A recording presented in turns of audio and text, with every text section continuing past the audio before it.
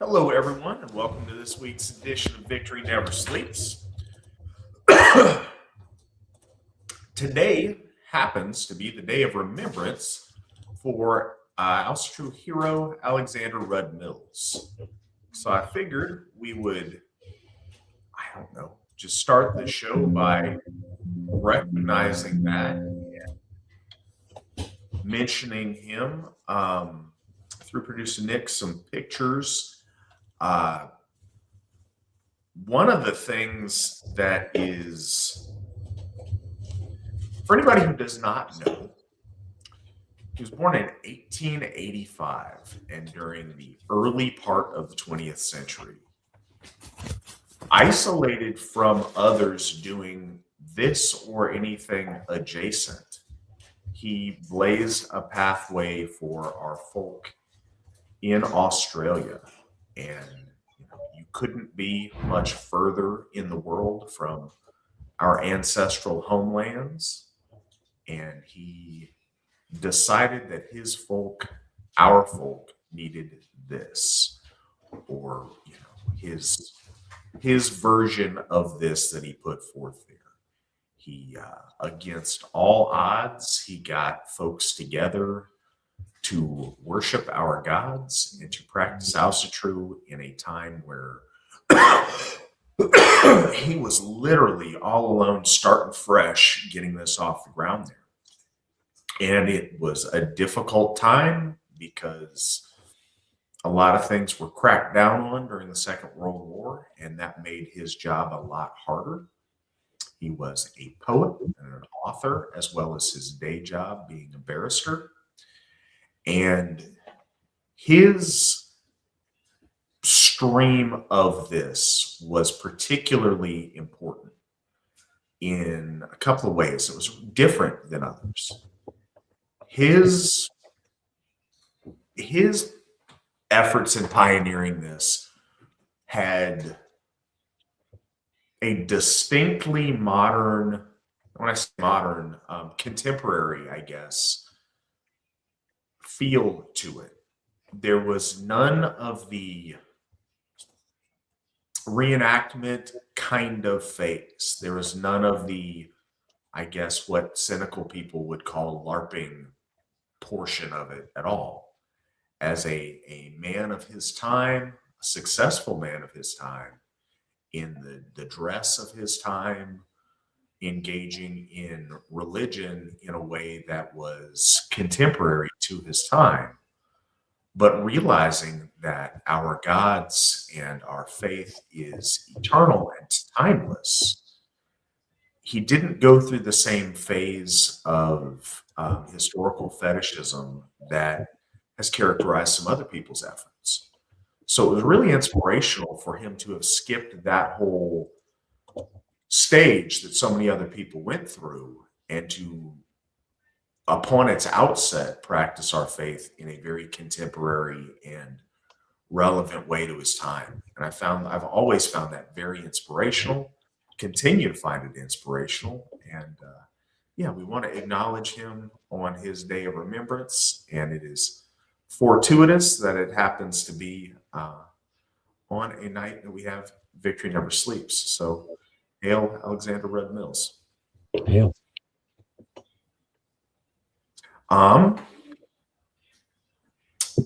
Anybody who is curious, and Nick can get this link up because he's quick draw on it, but our days of remembrance are laid out at runestone.org/remembrance, and it's got kind of the full calendar of our days of remembrance for our Asatru heroes. Yeah, it's a fun thing to check out if it's something you're not familiar with, or if you want to get your bearings on what's coming up and when we celebrate. Also, in the chat room, we are joined by Rolfheim06. I have seen all of your comments on so many of the stuff that we post on our channel. I appreciate you digging in, and I'm glad you made it on the chat room tonight. Welcome. Other stuff before we start, I will be joining the good folk at Thorshof, celebrating Sigerbloat here this coming week. So if you can make it there, that is in Linden, North Carolina. It's an amazing time. I hope that you make it there whenever you can. But I would love to have the opportunity to meet you if I haven't, or to shake a hand, give you a hug if I've already met you, and celebrate victory with you. So I will be there. Love to see you then. Um, Other news and notes. I'm going to talk about our normal fundraising things that I mentioned to you guys. First, pavilion at Sigerheim, coming along nice. We're almost a third of the way there towards that total that we're trying to raise. Again, this pavilion's going to be awesome, and we're looking forward to having it up and ready for Ein Herje Bloat this year, which you guys have been very generous. If you would like to help with any of these things, donate. You can donate at runestone.org/donate. But so we're at what, 28% and change on that one. Also on our paying off Freeshof, which I'll remind you we just dedicated on the 6th of December 2025. We are already 45.3% paid off with that. So thank you guys all for that. I think if each AFA member were to pony up $93 today, that would be all the way paid off, just as an idea of how to chunk it. Other things. So this, all right. People who are familiar with the program and have heard me on here, I have mentioned over and over and over again, and I'll do it again now. Get a will done. Don't care how old or how young you are. Get your will done. You can get your will done at doyourownwill.com. That is legally binding and acceptable in all of the states, the United States of America, as well as some provinces in Canada. And I haven't checked, it may be completely valid for other places as well. Get one, get it done. It's very easy. It takes about 5 minutes. It can take as long as you want if you got a bunch of complicated things, but it doesn't have to. Get originals signed and notarized, and send a copy to our law speaker so that we can help advocate for you and your wishes in the circumstance that you might pass. I've mentioned a lot of the time that AFA members have neglected to do this when they find themselves at the end of their life. And I've seen far too many that have not gotten what they wanted done. So you may recall not too long ago, a member of ours, Melinda Harris, passed away. And she was one of those many who had a terminal disease, and she knew that her end was coming. And she was not able to get one made in time. But she expressed to us what she wanted done with her remains and with dealing with, basically with her remains and her final resting place. The tragedy of that was she never wrote it down anywhere. She didn't have any document, so kind of got into the system and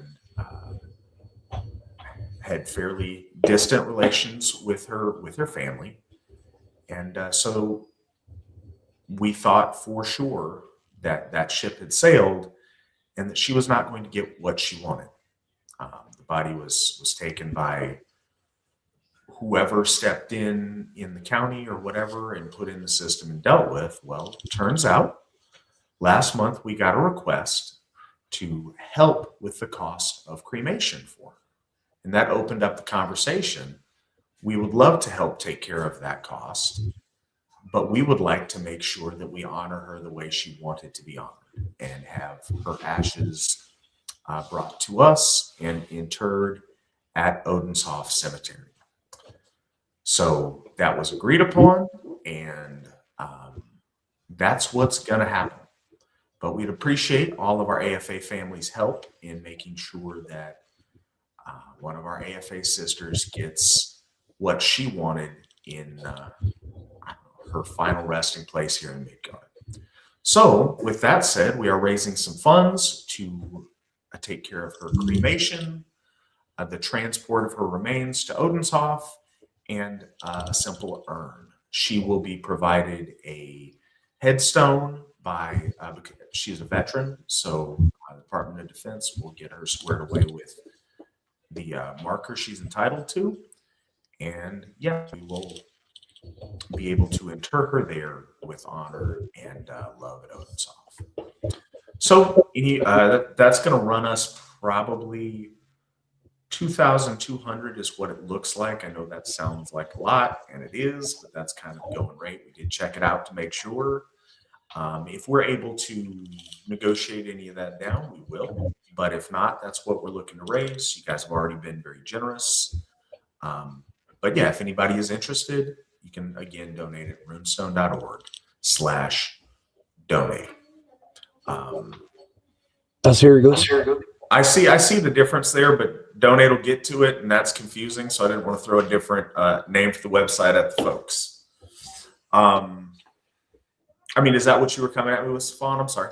No, I was absolutely going to let everyone know, like, yes, the cost of funerary. There was a brief stint where I was attempting to go into the mortuary services. I did not. It's one of the jobs I didn't do, but I did a heavy amount of research, and the cremation costs, though lower than burial and casket, are, again, quite expensive.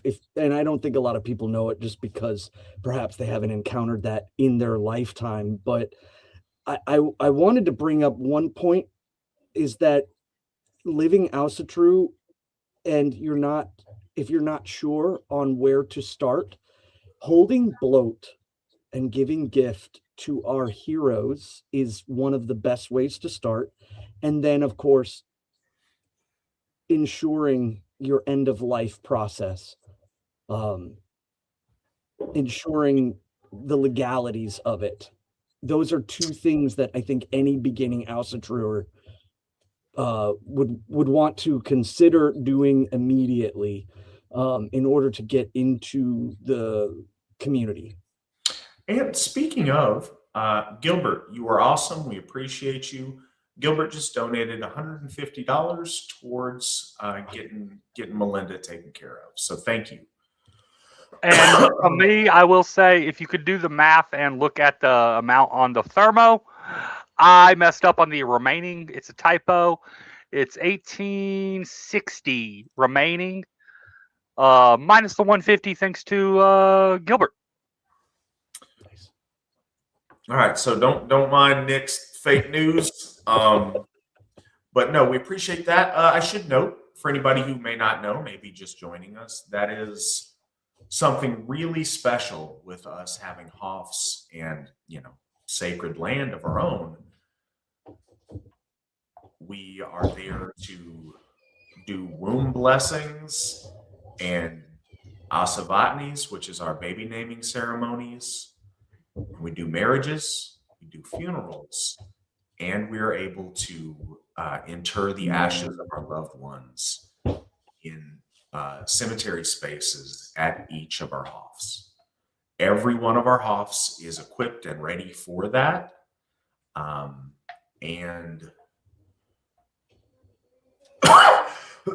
excuse me, I'm getting over some kind of cough, but Odenshof, Thorshof.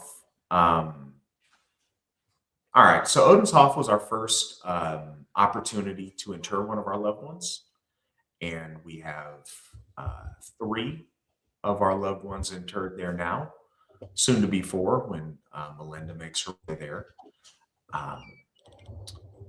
Thorshof, we're set up and ready. Thorshof had a graveyard attached to it that was separated on the sale of the property and is still maintained by the former congregation that owns that property currently, but it came with the remains of one of their very early members of that congregation that passed. So we have Mr. Philip Bethay, who is buried there, and we take care of that plot, and as our people pass and we need to inter them there, we've got a spot for them. At Baldershof, we have not yet had somebody who has wanted their remains interred there. At Njordshof, we have 2 of our loved ones interred there. None so far at Frasehof, because as I mentioned, we only dedicated it this last December. And we have folks interred at Sigerheim, which will eventually be the home of Tiershof. So that is an option, and whatever your and so this is another important thing while I'm on it on the wills. Do what you want. Like, you can do what you like with your remains or with whatever you'd like for a funerary situation, whatever you want to do with your assets, all of that. We just want to make sure that you get what you want. And I've seen too many of our folk not have that will in place and not end up getting what they wanted. And we're very committed to fixing that. So, don't think it only applies if you want an AFA funeral or if you want to be interred at one of our plots, or I don't know, whatever connection with the AFA on that you want or don't. As one of our folk, we would love to help make sure you get what you want with the final disposition of yourself and your assets, and that literally your will gets executed. So keep that in mind. That's what I got for the top of the program. So Svan and I have spent the last over half of a year now going through the gift forgetting. So this is the first time in a long time we have started a new piece. Tonight we will be starting the Skáldskaparmál, and it basically is the language of poetry. So part of it is expository about some of our lore. A lot of it is instructional on different poetic ways of phrase it, turns of a phrase, of heiti, which is alternate names for stuff, kind of nicknames, but with a lot more poetic meat to it. And it's important. It's important a number of ways. So something that is really special about Iceland. Not only did it produce its favorite son, Svan Herul, but it preserves our lore and some cultural touchstones in a very special way. Linguistics, the art of speaking, the art of poetry has been enshrined as a national treasure in Iceland. And they have done amazing work to preserve and care for a poetic and a literary tradition that spanned into the last era of our faith and our ancestors' day and of those traditions. And that's one of the reasons that it's come down to us so beautifully in the sagas and the Eddas the way that we have, was because of this tradition of Icelandic preservation of poetry. And that is kind of the backdrop to which this is presented to us today. Svan, you can take it from here. What do these folks need to know before we get into the meat of it? And before I hand off, Völuspá.org is where we're going to be reading from. This is in the Prose Edda. Feel free to follow along wherever you want to find it, in whatever translation you like or whatever works best for you. But Svan and I will be working off of the translation presented at Völuspá.org. Svan, all yours. Yeah, I was going to say, too, I find the comparison of Rome to Greece very much how Asatru of modern day to Iceland. It's not that others were discounted, but that the culmination of philosophical knowledge in Greece influenced the Romans so greatly, it's the same as our folk nation, our folk religion is deeply influenced by that culmination of all that knowledge, being the last bastion of worship. We're not discounting the English or the Germanic or even the migration period tribes, but no one can go but so far before you end up backdropping into the language and the structure of our faith in the Nordic context. And I know that kind of does irk some people, but the truth is still the truth. So I always find that, when we see the Romans, how they lent into the Greeks, it is very much akin to the same concept. So we're doing the Skáldskaparmál, which literally means poet, creation, edicts, or speech. So it's the creations of poetry, and this is more of a classified sense, but it is kept in a story format, and that's because the tradition of Germanic poetry, which we can also assume or presume, I guess would be the better word, that the Germanics and the Anglo-Saxons and the migration period were also filled with this, but were not really remarked or marked down, because we see these consistently over and over and over again. There are some people who try to discredit it and say that this is simply the complete construction of Snorri Sturluson or Simondur, and the reality, they try to say, oh, these Christian monks basically created. They're attempting to devalue, but the sheer pattern recognition of the way that Germanic poetry works and the volume of it, there was, I think, very little intrusion and a lot of simply getting it down. It was so important to Simondur and to Snorri and to all of the students of their school of literary works. And it was not based entirely on religion, as even then, Icelanders were not particularly Christian, and that had always been a point of contention for the Catholic Church in Norway.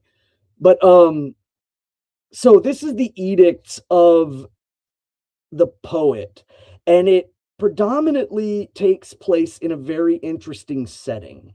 It is in the hall of Ægir, who is the lord of the deep oceans. He is a Jotun.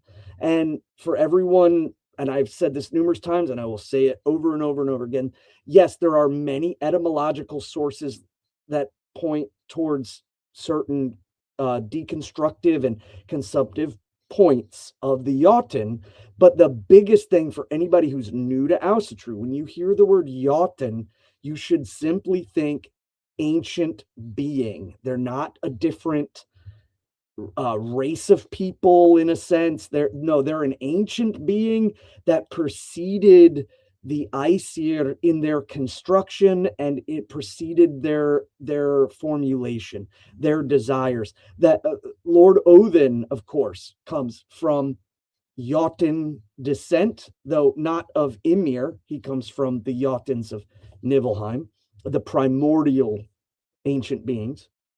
And I like to dispel a lot of that confusion, because I think people try to weaponize that in various ways. So Ægir is the lord of the deep ocean. Now, this is comparative to another Aryan religion, which is the Hellenics. Everyone is familiar with Neptune or Poseidon or Poseidon, and the Titan, like Jotun or Jotun, is Oceanus, where we get the word ocean from. And in the Hellenic cultural stories of the divine gods of the Aryan peoples, they do a kind of a replacement, and not so much through war, but through imprisonment. So there's some interesting parallels, but we can see cultural differences.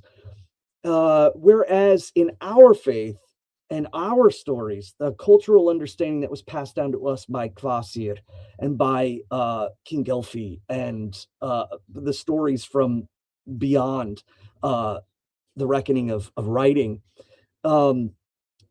Ayir is an ancient being who is brought under control of the gods of heavenly order and natural law, but he is very much primordial. There's a reason why there are things in the ocean that have been around since Ymir was alive, if you will. So when they bring the ocean under yoke through oath, and it's a tentative peace, and from that point, though, there is the setting is the mead hall in the ocean.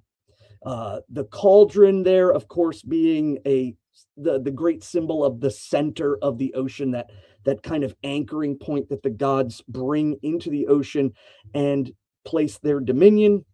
And there the gods go and they feast with Ayir. It's spelled Aegir. You'll often hear people say Aegir, but Ayir is the lord of the deep ocean, and he is comparative to the Hellenic Oceanus. Now, Bragi is the lord of poetry, music, and meter, numeric meter. And I often try to encourage people to think of Lord Bragi as even going into mathematics and musical compositions in a numeric sense. So we have the Lord of Poetry speaking to the host in the deep ocean. And this kind of is the idea that there is a Jotun who is now brought into alignment with the gods through oath, and he's learning about the way of the Aesir, the way of the gods that are the Aesir and the Vanir who become one. And so he's new to all of this and this exchange, but he has ancient knowledge as well. So for everyone here to think about, the setting is the mead hall, and the host is engaging with the skald of skalds, the skald of the gods. And what ends up happening is, as Alserigodi said, Haiti is your station, but it can also mean your pseudonyms, the things you have gained by action, that calling Lord Odin the Valfather, the chooser of the slain, or the chooser of those who are elevated, is because that's what he does. It's from his deeds. So we will be going over a lot of different Haiti, and I think also too it's worth noting that this will also explain why I've spoken about cosmology being different for our ancestors than it is for us today, but yet how they are completely integrated. So Skáldskaparmál, section 1. Ayir seeks out the home of the Aesir. A certain man was named Ayir, or Hler. He dwelt on the island which is now known as Hler's Isle, and was deeply versed in black magic. So right out the gate, it's worth noting that this is a euhemerization.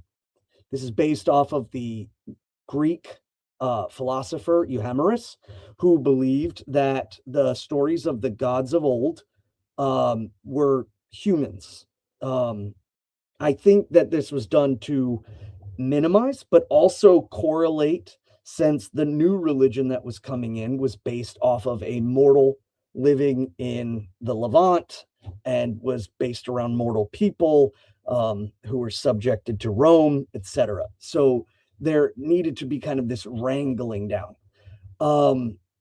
When you hear things like this, though, the biggest point I would say for everyone is the black magic part is referencing to a wildness and a danger that is present. The Jotuns are always seen in that sense, and he is brought into the knowledge of the gods, but it's with an air of warning, even though this is euhemerized into more mortal frameworks.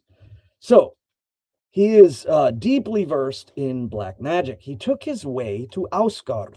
Oh, excuse me. Yes, and the mentioning of the hall in the ocean, I got it reversed. And bear in mind, that happens all the time.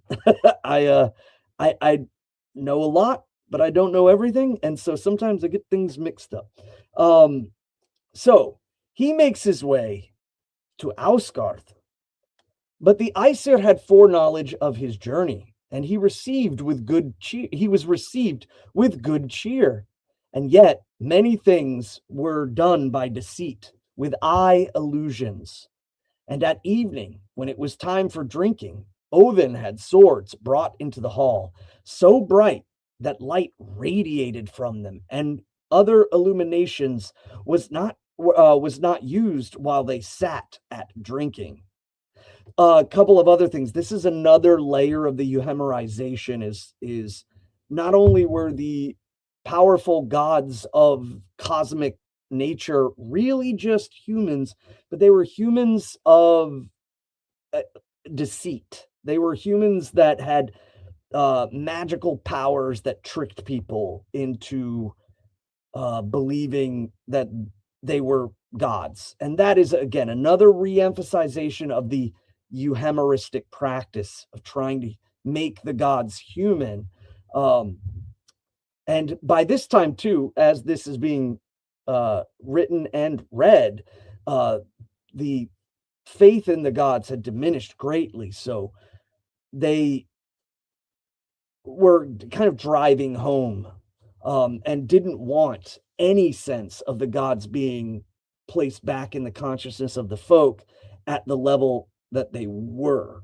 So he brings swords into the hall, and they are so bright that there is no other illumination. We do this often during our sumble with candles, and we turn off all artificial light. So they're in essence having a sumble, or they're having a festival, a drinking session. Then the Aesir came into their banquet, and in the high seats sat them down those 12 Aesir who were appointed to be judges. These were their names: Thor, Njörður, Freyr, Tyr, Heimdallur, Bragi, Víðar, Váli, Ullur, Hjörnur, Forseti, and Loki. And in like that manner, the Ásinjur, Frigg, Freyja, Gefjun, Idun, Gerður, Sikjon, Furla, Nanna. It seemed glorious to Aegir to look about him in this hall. The wainscoting there were all hung with fair shields. There was also stinging mead, copiously quaffed. The man seated next to Aegir was Bragi, and they took part together in drinking and converse. Bragi told Aegir of many things which had come to pass amongst the Aesir. So, one, it's a very beautiful setting of what I think many Asatruer who have been to Sumbul would immediately recognize. The other point is that the 12 that are mentioned here are not a copy of the 12 mentioned in the Gylfaginning, but that it is worth noting that the ultimate indicator of the Aesir unto themselves is their judgment seats at the well. And in this time, this is before the kinslaying that is committed by Loki. So it just kind of gives you more of a time reference in a way. But I don't think that people should get caught up on, oh, it's not following the exact. No, this is the case for the party. In a way, you could look at it as not everyone was able to be there, or and there is other people there that perhaps were destined to fall out of grace from the gods, but at this moment they're there. So this is Bragi, and he begins to speak. He speaks of a story. Now, why is this being done? It's because the ultimate purpose of this whole corpus of lore is to teach about poems and poetic structure to new poets. We spoke about that during the Snorri Sturluson episode, where Snorri was, in essence, angling for the return of the Skald in Norwegian courts. And he was angling that there would be a time in which Icelanders would be a fixture in a court in the Nordic lands, and they should know all of the ancient stories of their ancestors. And I think the reason why a lot of this didn't come to pass, other than the politics of the age, was also to the threat that this yearning towards pre-Christian ancestry posed to the church and to the political systems at the time. Before we go forward, because we're at kind of a break, Ronald Blake, thank you very much. He donated $100 towards taking care of Melinda. We appreciate that very much. Thank you for that. We'll get back to it. I think we're going to read this next chunk about Thiazi carried off Idun, and then we will hit some of the questions that we've got stacking, and we'll kind of do that a little bit throughout the program. So if you've asked a question, know that we will get to it. It just, if they're immediately relevant to the text, we kind of hit them right then. And if not, we try to break, the top of the hour-ish to clear some questions before we proceed a little bit. So with that, carry on. And these stories are also elsewhere in the lore. These are highly condensed versions with the purpose of being given to the Skald. So bear that in mind as well, folks. If any of these interest you, I encourage you to go and read the full poems. So the giant Thiazi carried off Idun. He began the story at the point where 3 of the Aesir, Odin and Loki and Hjörnur, departed from home and were wandering over the mountains and the wastes, and food was hard to find. But when they came down to a certain dale, they saw a herd of oxen. They took one ox and set about cooking it. Now, when they thought it must be cooked, they broke up the fire, and it was not cooked. After a while had passed, they, having scattered the fire a second time, it still was not cooked. Then they took counsel together, asking each other what it might mean, when they heard a voice speaking in the oak tree up above them, declaring that he who sat there confessed he had caused the lack of virtue in the fire. So through magic, a Jotun is in the form of an eagle. And he says that the reason why the meat is not cooking is because of him, presumably because he has control, and that the gods are in Jotunheim at this time. And this kind of goes along with the cosmology of our ancestors, seeing the gods on Himmenbjarkar, on the mountains of heaven, and they walk down and they pass over rivers, and they either go into the land of men or they go into the land of the ancient ones, the Jotuns. And so in this case, that is, and this is, of course, another interesting point is the traveling of Lord Odin and Loki. But we see this happen throughout our stories. So there's these pairings, and there is significance, but we'll go with the story as it is.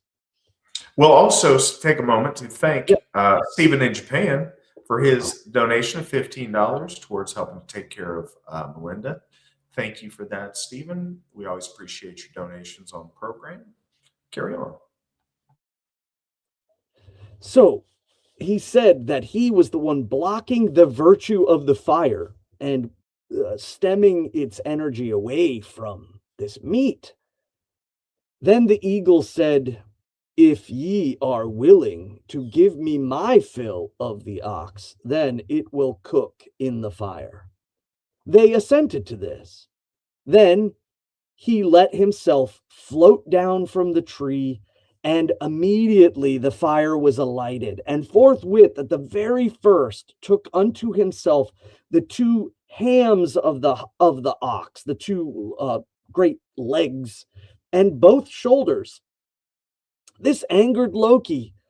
Loki snatched up a pole, brandished it with all his strength, and drove it at the eagle's body. The eagle plunged violently at the blow and then immediately took to flight, so that the pole was fast to the eagle's body, and Loki's hand fast to the other end of the pole. So he's stuck now. Again, magic. He's unable to remove the stick from the eagle's body, and his hands are held fast. The eagle then flew with such a height that Loki's feet down below knocked against the stones and the rock heaps and the trees, and he thought his arms were going to be torn from the shoulders as he's drug over the heath in Jotunheim. The eagle flew. He cried aloud. He entreated the eagle urgently for peace, but the eagle declared that Loki should never be loosed unless he would give him his oath to induce Idun to come out of Asgard with her apples. Loki assented, and being straightway loosened, went to his companions. Nor for that time are any more things reported concerning this journey until they had come home. So now we set the motive and the plot of, or the instigation of the entire story. As he is drug across the heaths, he can't be let go, and the true goal of the eagle Jotun is to find the very heart of the gods, the very source of their life and continuance, and have her be lulled out of heaven so that he may take her.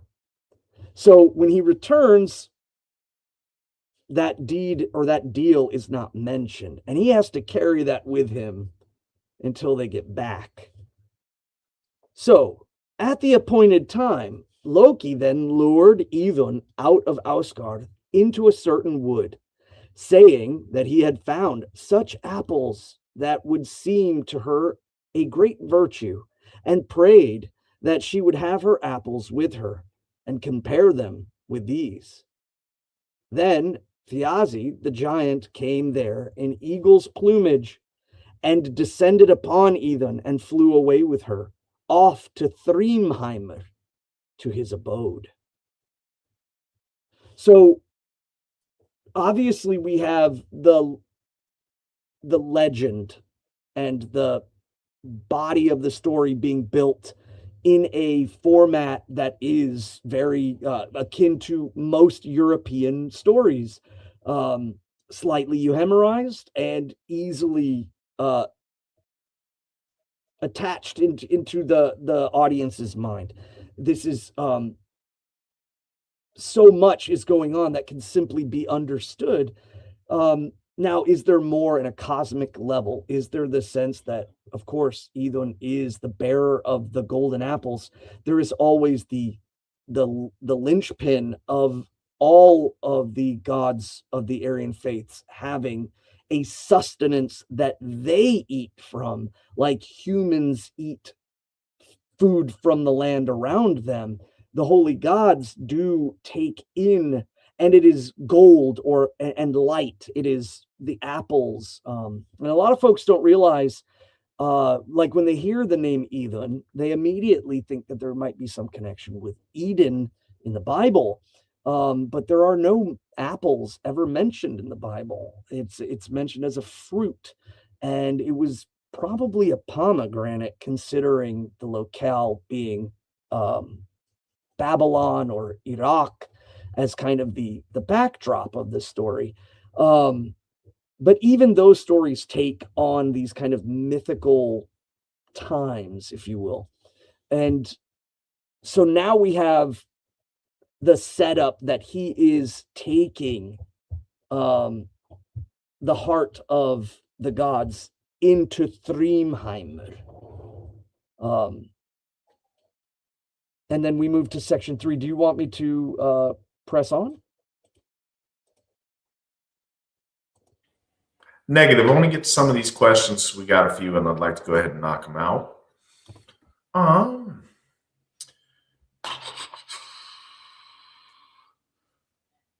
From Caleb, does it make a significant difference to donate smaller amounts more consistently or larger amounts yearly if the total sum is the same? Does the answer change if the total sum is greater for the yearly amount? So to the first question, no, as far as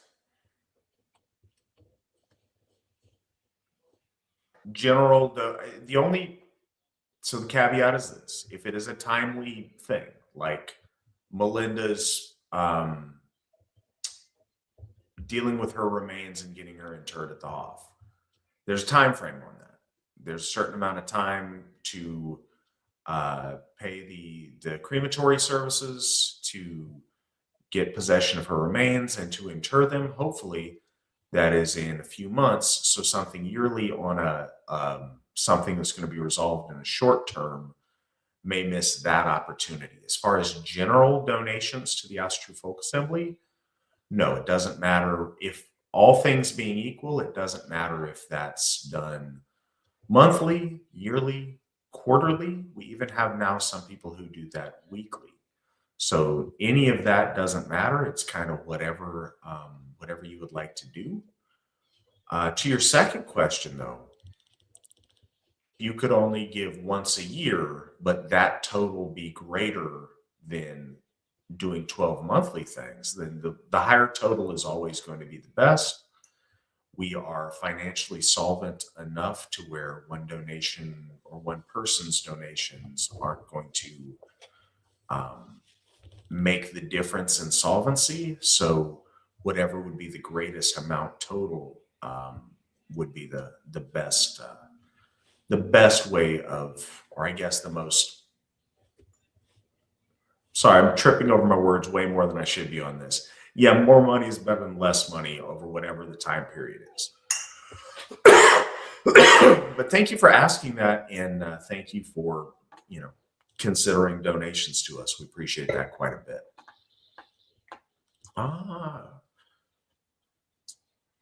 Vanaheim Vibes. Are you allowed on base to serve spiritual services to our soldiers? It's been a long time. I would assume the answer is yes. The only point of reference that I have was I was allowed at the Miramar National Cemetery on the installation in San Diego to do a funeral there a number of years ago now. But I had the honor of doing that, and that went off with no problem. So I assume that is still the case. Svan, have you ever had to get on an installation to do any spiritual services? I have been talking to a gentleman out on the West Coast, technically, though he's currently on deployment, and he was asking and is pushing for the same things. But what I think the clarity of the question would be is that there are no chaplains, but chaplains are obligated to ensure that the troops have religious consolidation and considerations. So there are a couple things you could do. One, of course, is reach out to your local folk builder, and the other is you could speak to your chaplain if you are in the military.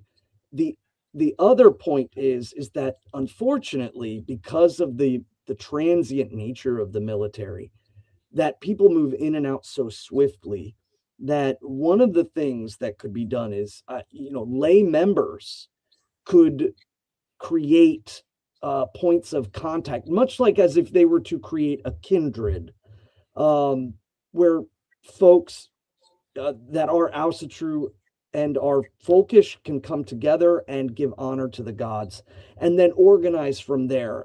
The idea of like building the local group that reaches out to the folk builder and works with the chaplain, but it is still very, very adaptive because the situation is so spread out. I think that this is a huge advancement, though. We know that Asatru is recognized, but there takes some organizational points on the folk at the bases and in the individual branches, because there's no chaplain corps that's dedicated to Asatru. There are many chaplains who are familiar with Asatru, and if getting them to reach out to us, or getting a folk builder to have the ability, or a Gothi or Githya that's nearby to work in that area, is absolutely possible, but the infrastructure isn't set there from the military side at all. All right. So next question is black magic like voodoo? Haha, I see what you did there. But is there any more that you would like to say to what's referred to in the start of the text as black magic? What sort of arts are included in this definition of black magic? So the usage of the word black isn't even there. Black magic in its connotations as kind of nefarious magic, but the magic that is being referred to is ill or malicious magic. And I think that had far more connotations in the later Nordic period, where Christianity was becoming far more prevalent, is that magic, all magic, anything that wasn't ordained by the church, was considered malicious, evil, or able to open up some sort of kind of chink in the armor of the sovereignty of Christianity. And it still holds today. You see many of them acting like this online, and we even see it in some of the kind of internet circles that discuss our religion, and they try to classify magic that is, say, from a gender as being specifically bad or what have you. But the reality is this, masculine and feminine in our lore have all been connected to magic of healing, magic of wisdom, and also magic of malice. And sometimes of all three, but it's just the fact that he's well versed is the part that is really important there. He's well versed in magic with malicious intent, which builds the air of danger. Clearly there he's up to no good. Yeah, just a little look at it. The word they actually used, fjolkunninger, which is a combination of fjol, which is many, much, or great, and kunninger, meaning knowing, learned, acquainted with, and the combination word means like knowledgeable about sorcery. So that would, yeah, that would be anybody who is. So, and it's funny because it's an issue of terminology. Because the Christians of the time, they would believe they would not refer to it as good magic, but there's magic that the priests do, and then there's, the black magic that either refers to other religious traditions or to, spooky witchcraft. So it could be any of those things.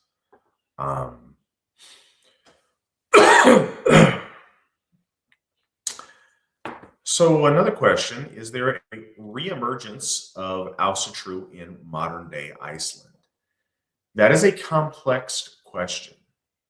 So there was, in parallel with ours until into the 90s, the Asatru Félagið was founded as a very legitimate Asatru institution there. And a number of our heroes were involved in that founding. It lost its way when it ousted one of the last of the original founding Gothar and installed a professed atheist into their position of leadership. And as an organization, they don't take it too seriously. It's about stories and heritage and archetypical kind of understanding, but their Alsherjargothi, their Hilmar, has openly said that they don't really believe in the gods. And I say that, their founders certainly did, and I believe probably quite a few of their members do. That is the option that presents itself to Asatru in Iceland. So I assume that sincere, pious Asatru find their way into that organization. But as an organization, it's become much more about wokeism and gay marriage than it is about the gods or about piety. But again, it is supported by the taxes in Iceland, so it is kind of institutionalized there in a way. And I'm not sure about the internal politics or if there's, a group involved or a, coalition of practitioners there that are devout Asatru or not. I'm certain there are some in Iceland. But yeah, it's a complex question because it is technically it is the fastest growing religion, but what that means is there's a church tax there. So a portion of your tax money will go to a church regardless. So if you don't want it to go to the Lutheran church, then having it go to this silly Viking thing keeps the money away from the Christians. And that explains a lot of its growth. But like I said, I believe there are probably many devout Asatru there. So I wouldn't want to take that from the whole island of Svan's birth.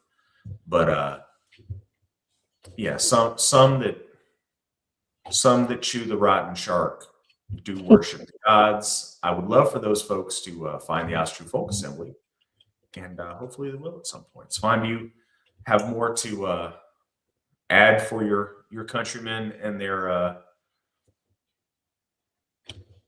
current situation in regards to Asatru? Yeah, I would encourage any Icelander who is aware of the sacredness of what it means to be Icelandic in Iceland.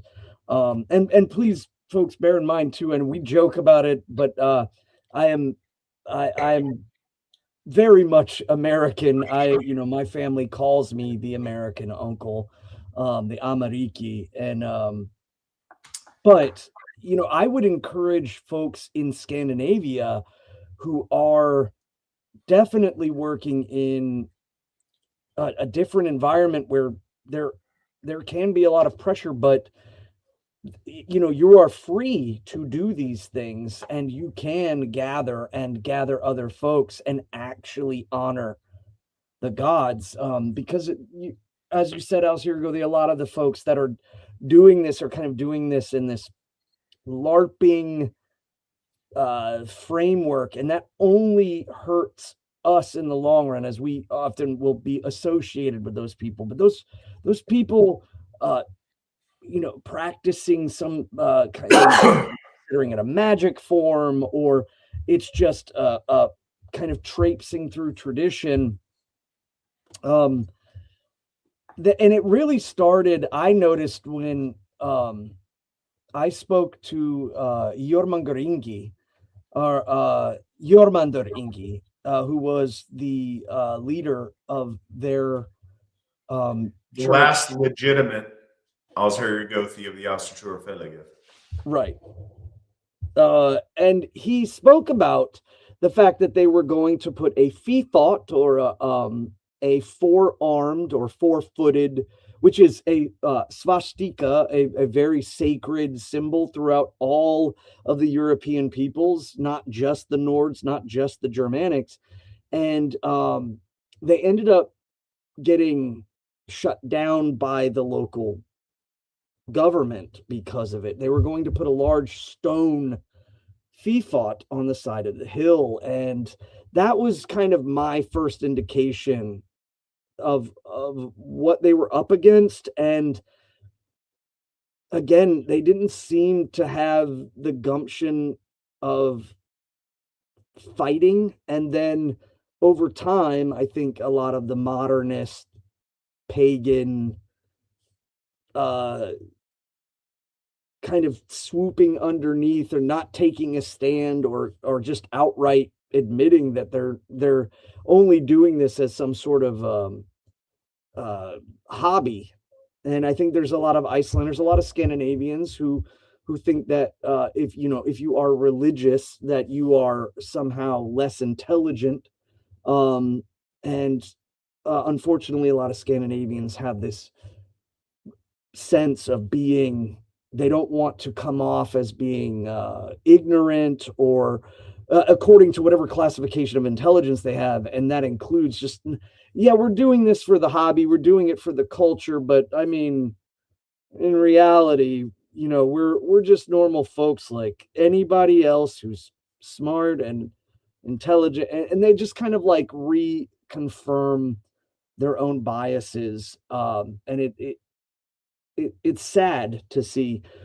I would encourage any Icelanders out there, you may have one or two of you, but get together and hold bloat and join the Asatru Folk Assembly, and then make yourself known. And know now, in these times, as expression of religion and expression of speech are so important, that it's incumbent upon our folk to step out there and start representing our heritage and our gods. But right now, the organized version is led and permeated with not that. So you know how you tell how not American somebody is when they tell you that their family has to call them the American. My family's never called me the American, because we're all American in my family. It was because of the guns. There you go. Just the one No, with the guns. so I tease, but it's really cool that we have somebody on the show that does have, half of his family being from Iceland, that does have that touchstone and that point of reference. Yeah, so it's a mixed bag. If we have any audience in Iceland, that would be awesome. I hope you guys enjoy the program. It'd be great if you guys joined up. I know there's a lot of you guys, whatever you guys do, it'd be great if you guys had something over there that was overtly religious. And I want that for y'all, and I certainly want that for our gods. Other stuff in the meantime, Leroy donated $20 towards Melinda, and we appreciate that, Leroy. And Tabitha in Missouri donated $100 towards taking care of Melinda. Thank you for that, Tabitha. And also $50 towards the steeple at Baldershoff. So thank you. We appreciate you guys. Other questions and things, one I skipped over because I wanted when you took your hiatus there for 30 seconds. The soft G, you find that in Swedish and Elfdalian, right? So one of the things about that is in modern Icelandic and the soft G in usage in modern Nordic languages is very prevalent.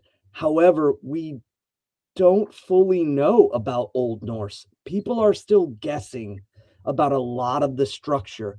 So you'll hear some of the, again, I'm not a linguist, but so I'm kind of defaulting, and knowing personally, because I have an uncle whose name was Ayir. So that soft G was already kind of introduced to me at a young age, but it may very well have been Aegir. And we don't know if it's Aegir with a softer G or a kind of a sharper G. We don't fully know. And that's the unfortunate thing with a lot of these elder languages. The morphology of certain letters together may also be very different than the way we use them today. It depends where it's at too. You've also, in your family have a Ragnar. Yeah. And that's the G is K. Yeah, and it's a very hard G. Ragnar. Yeah. Ragnar, for anybody that yeah, it doesn't even sound like Ragnar, but it could have in the Old Norse been Ragnar or Ragnar. I don't know. Well, it's funny because we get tied up in a very small noise difference. It may have been both. It may have been all three of those things if you're in Reykjavik or Oslo Fjord or Ladby. There, at the same time in the same language, our pronunciation here in Tennessee, where Swan is in Virginia, where our folk builder Ron is up in New Hampshire, are real different. And it's clearly the same language. And I think that in a time where people are further, distance was a much further issue. I think there was probably plenty of dialects or accents. I never thought of that. I mean, it's true. Yeah, like even in the Filipino islands, every landing spot on the islands has a different version of the same language that is Tagalog. And looking at Germany and looking at many places in Europe, that was the case, based solely on going over a mountain.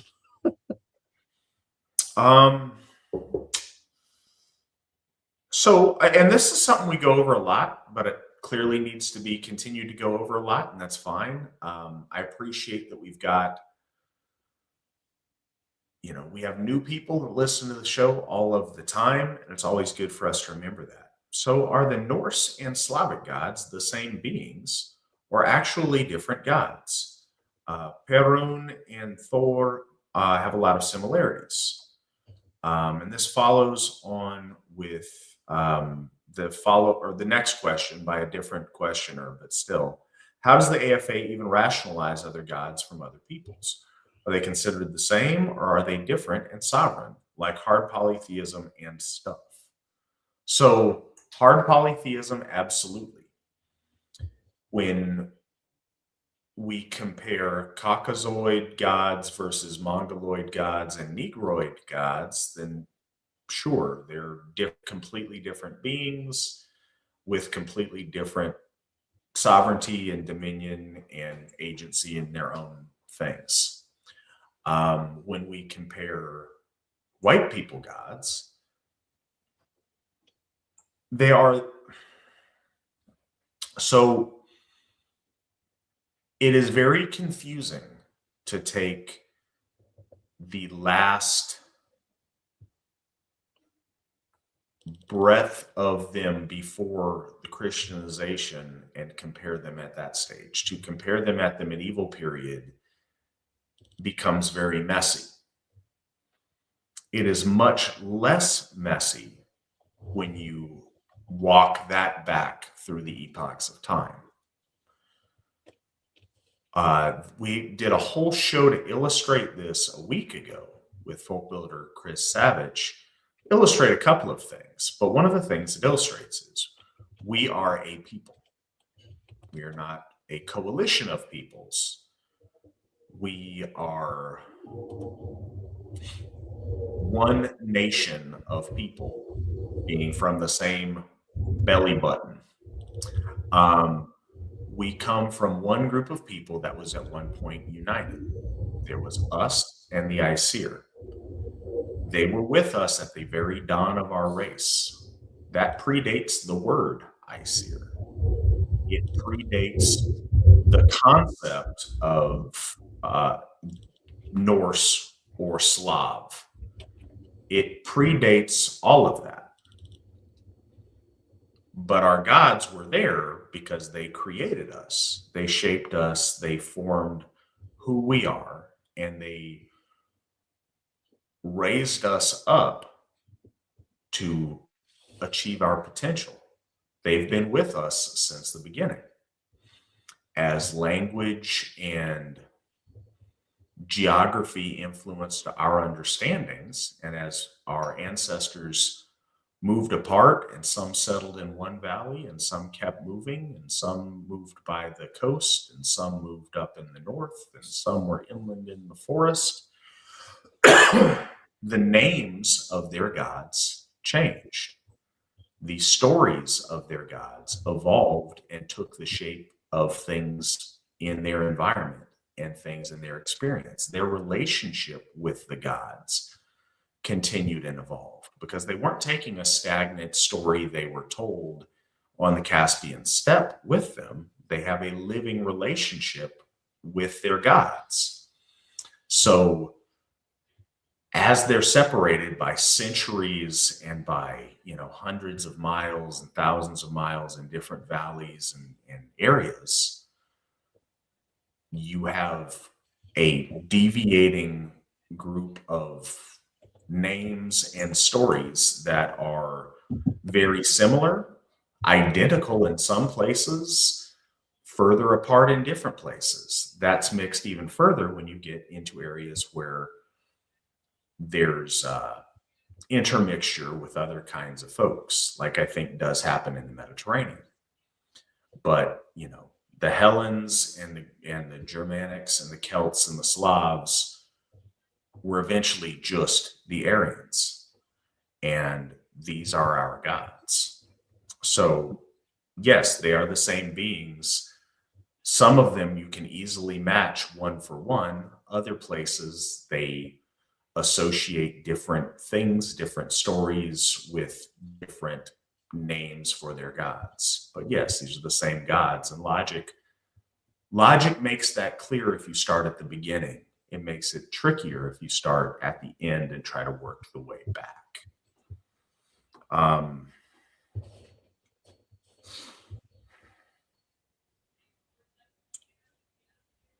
I think George Clinton would say that.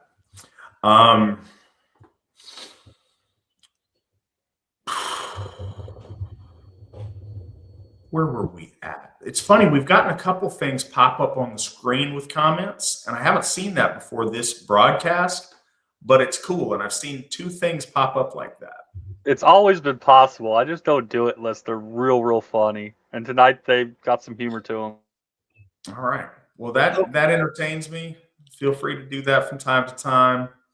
There was a question kind of connected to the other 2 questions before in relation to the euhemerization that I spoke of.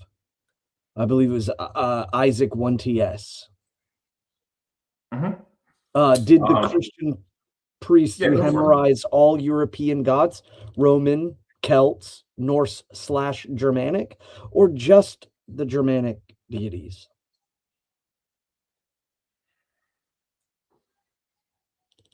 I mean, I always figured you would take that first. I didn't know if you wanted to pass it off to me. No, I've hogged the last couple. You go for it.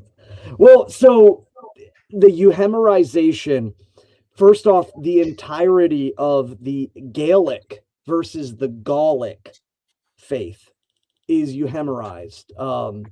The tripartite of the Dagda, Lu, and King Nuada are all seen as chieftains, tribal leaders, and traveling druids, magicians, but euhemerized completely.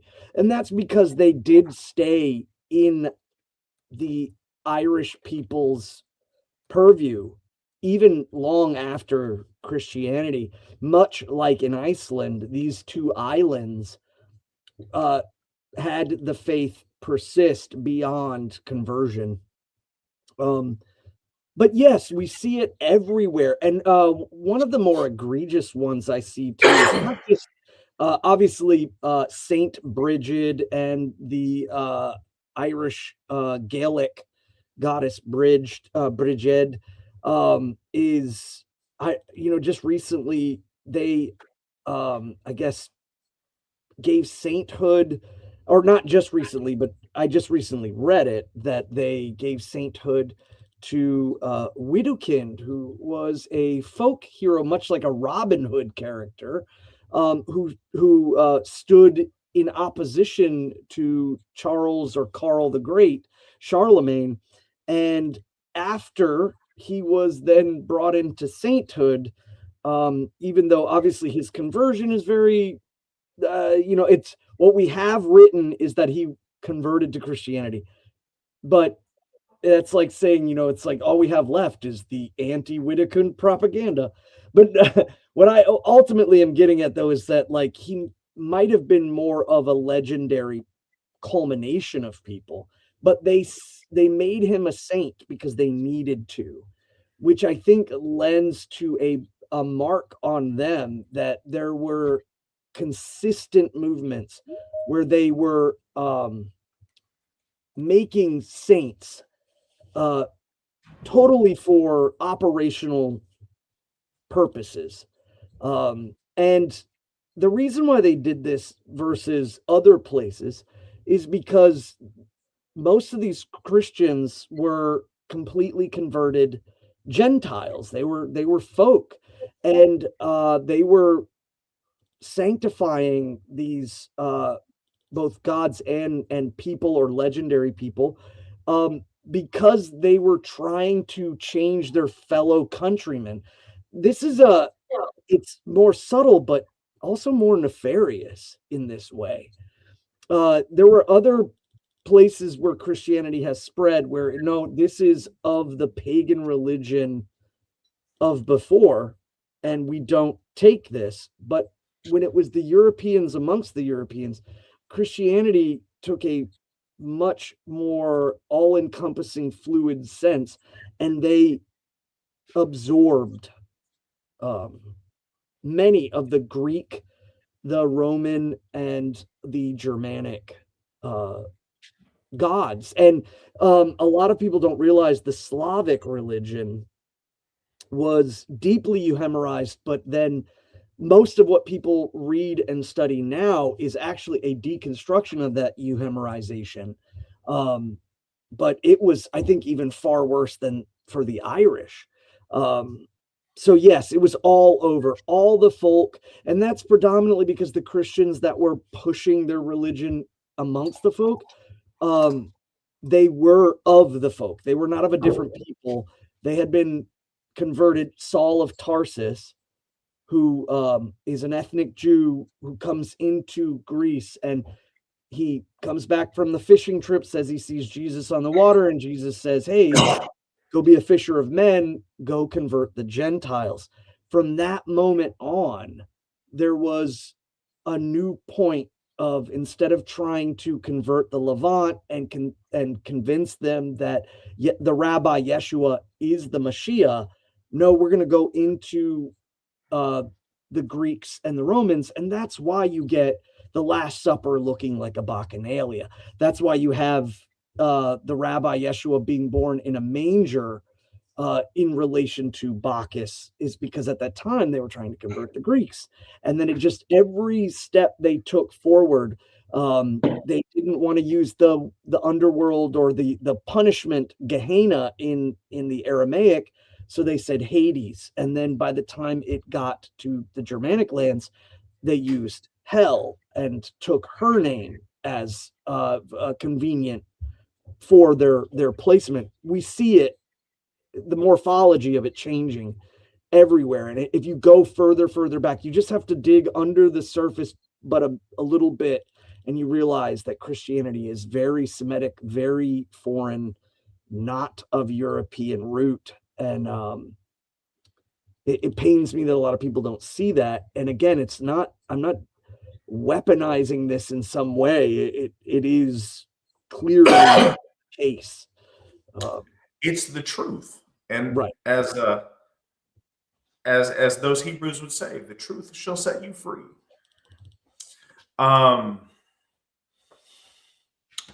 So Ron Boardman donated $150 to help take care of Melinda. We appreciate that. And with the message attached, Jill, an apprentice folk builder down in Pennsylvania, was in New England and generously treated a number of us to dinner the other night. She accepted a return gift in the form of a donation to the Asatru Folk Assembly. Here is that gift for a gift. What we do on Midgard echoes through eternity, and let those beyond the veil not think we've forgotten them. We haven't. Please accept this in the name of goodwill and frith between AFA members in memory of Melinda Harris. So Melinda, and thank you, Ron. And thank you, Jill, for your initial generous gesture on that. Ron and Jill are both folk builders, Ron being up in New Hampshire and Jill in Pennsylvania, and they are both doing a fantastic job for us. Much appreciated, guys.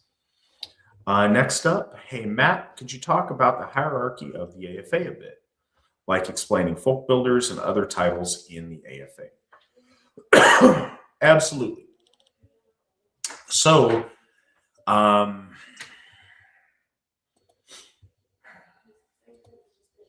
right, folk builders are kind of the basic titled volunteer position in the AFA.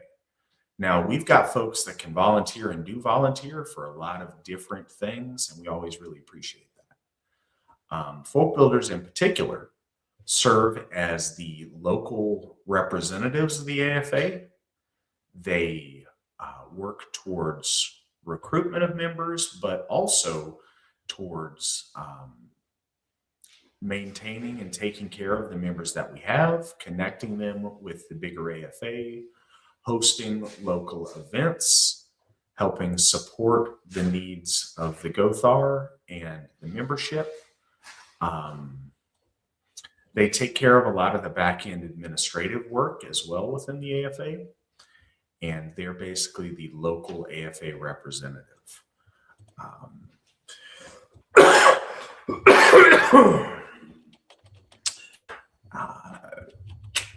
A misconception that I think people have is they and I don't think they think about it. It's not making fun, but I think people assume there's, magical genie that makes AFA stuff happen near them. The magical genie is these folk builders starting out as members, looking around, saying, "Hey, I think I could help build this area. I think I could help make what we do successful." They volunteer, they apprentice under an oathed folk builder, and they learn how to do that. And any place that we have successful AFA activity started out by a folk builder, a member stepping up and saying, "Hey, I'd like to folk build," and starting hosting things and starting the, sometimes easy, sometimes difficult process of gaining momentum and getting something going near them. So that's the folk builders. Above them are our Gothar, Gothi and Githia. Gothi meaning priest, Githia meaning priestess. They are our clergy. They have to do, or at least be able to do, all the things that the folk builders do, but they tend to the spiritual needs of our folk and help run the AFA. The bulk of they're like an iceberg. What you see on the top is they host ritual and do that sort of thing. They sometimes lead discussions on spiritual matters. They do that, and that's important, and we need that. But the bulk of what they do, most of us don't see. The bulk of what they do is counseling and tending to the spiritual needs of our membership. And that is a lot of helping people deal with the challenges in their life, be it career, be it family, be it personal things, be it dealing with trauma. But our Gothar help our people spiritually and take a very deep commitment to make the AFA a fundamental part of their life and their existence. And their ordination transforms them into something that is set apart as in service of the gods in a very particular and a very special way. Above the folk, or above the Gothar, are our Spekingr. Collectively, the Spekingr is the council of individual Spekingrs. So those are the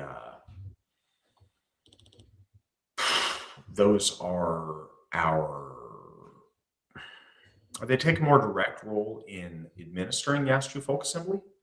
They serve as my advisors, and they partner with me in helping run this and making stuff work. And they counsel me on all kind of decisions and all kind of things as far as the running of the Asatru Folk Assembly, the management of the Gothar and folk builders in their charge. I'd say at this level, you don't have to, but that typically is the case more often than not. This is where our Hof Gothar are, and those are the particular people that are responsible for a Hof district, which, Nick, if you could throw that map up. We've divided the world into districts according to our Hofs. I understand that's real ambitious looking internationally, but in the United States, it makes sense to break things up that way. So each of these colored districts is overseen by a Hof Gothi or a Hof Githia that is in charge of running that area and tending to the Gothar and the folk builders in that area. And then above the Spekingr is me, the Allsharrier Gothi. The buck stops with me. I am responsible for running this to the best of my ability in accord with my understanding of the will of the Aesir. And I am responsible for maintaining the integrity of the faith of Asatru, of looking after and helping ensure the success of the Gothar and of the folk builders, and directing the activity of the Asatru Folk Assembly and our mission. So that's the hierarchy as we have it at present. There's some other positions that are kind of not directly in that tree, but run alongside it, like Hoff Steward. That's not always a folk builder. Sometimes that is just a volunteer that may be the only thing that they do, and that tends to be the person that takes care of the maintenance and care for the Hoff and the grounds associated with that Hoff. That's what I think we got off the top of my head on that.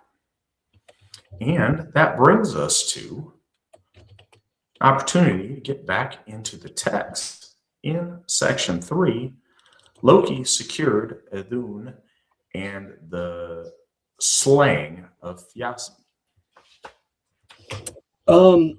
Also, just side note with that, Thrimheimer. Thrim means noisy or loud. It can also mean glorious. They say that, but that has more connections to Anglo-Saxon language of a later date.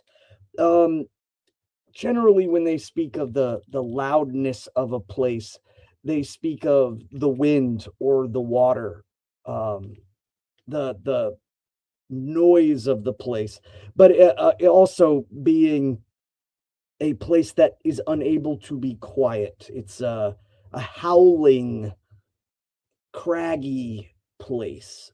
And also Thiassi's name, especially with the usage of the letter Z, most people might not see that very often in Old Norse, but the root word of his name, Thia, is constraint, binding, and it can be implied either through physical constraint or through magical constraint, which I find very interesting.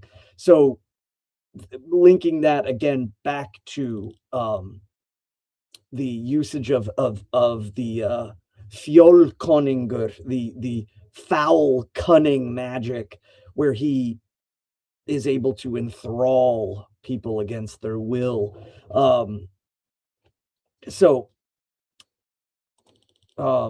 We move into... Okay, section 3. Loki secured Idun and the slaying of Thiassi. But the Aesir became straitened at the disappearance of Idun. They become alarmed, and speedily they become hoary and old. So the source, the very wellspring, and this kind of re-emphasizes the feminine and masculine, as the gods are the source of the natural world. Nature reflects divinity, and there is power and there is life that is given forth from the feminine, and that is taken from the gods. And so the word hoary, Hoary, meaning kind of like akin to hairy and cragged and bent and old, if you will. So they begin to age. Then those Aesir took counsel together, and each asked the other what had last been known of Idun. And the last that had been seen was that she had gone out of Ausgarður with Loki. Thereupon Loki was seized and brought to the Thingur, or the Thing, the council, the grand court, and was threatened with death or tortures. When he had become well frightened, he declared that he would seek after Idun in Jotunheim, if Freya would but lend him the hawk's plumage, which she possessed. There's an interesting point there for those who might. A hawk and a falcon are often used. They're not as keenly separated in the Old Norse, so the translations will often use both of them. But her plumage, her magical cloak that allows her to change shape, and he asks for this. And when he got the hawk's plumage, he flew northward into Jotunheim and came a certain day to the home of Thiazi the giant. Thiazi had rowed out to sea, but Idun was at home alone. Loki turned her into the shape of a nut and grasped her in his claws and flew his utmost. Very, very interesting points here. There are some speculations of the connections between Jack and the beanstalk, and the concept of Jack sneaking into the giant's abode while the giant's away. You see a lot of these tropes being built in all Indo-European Aryan mythos, and this is no different.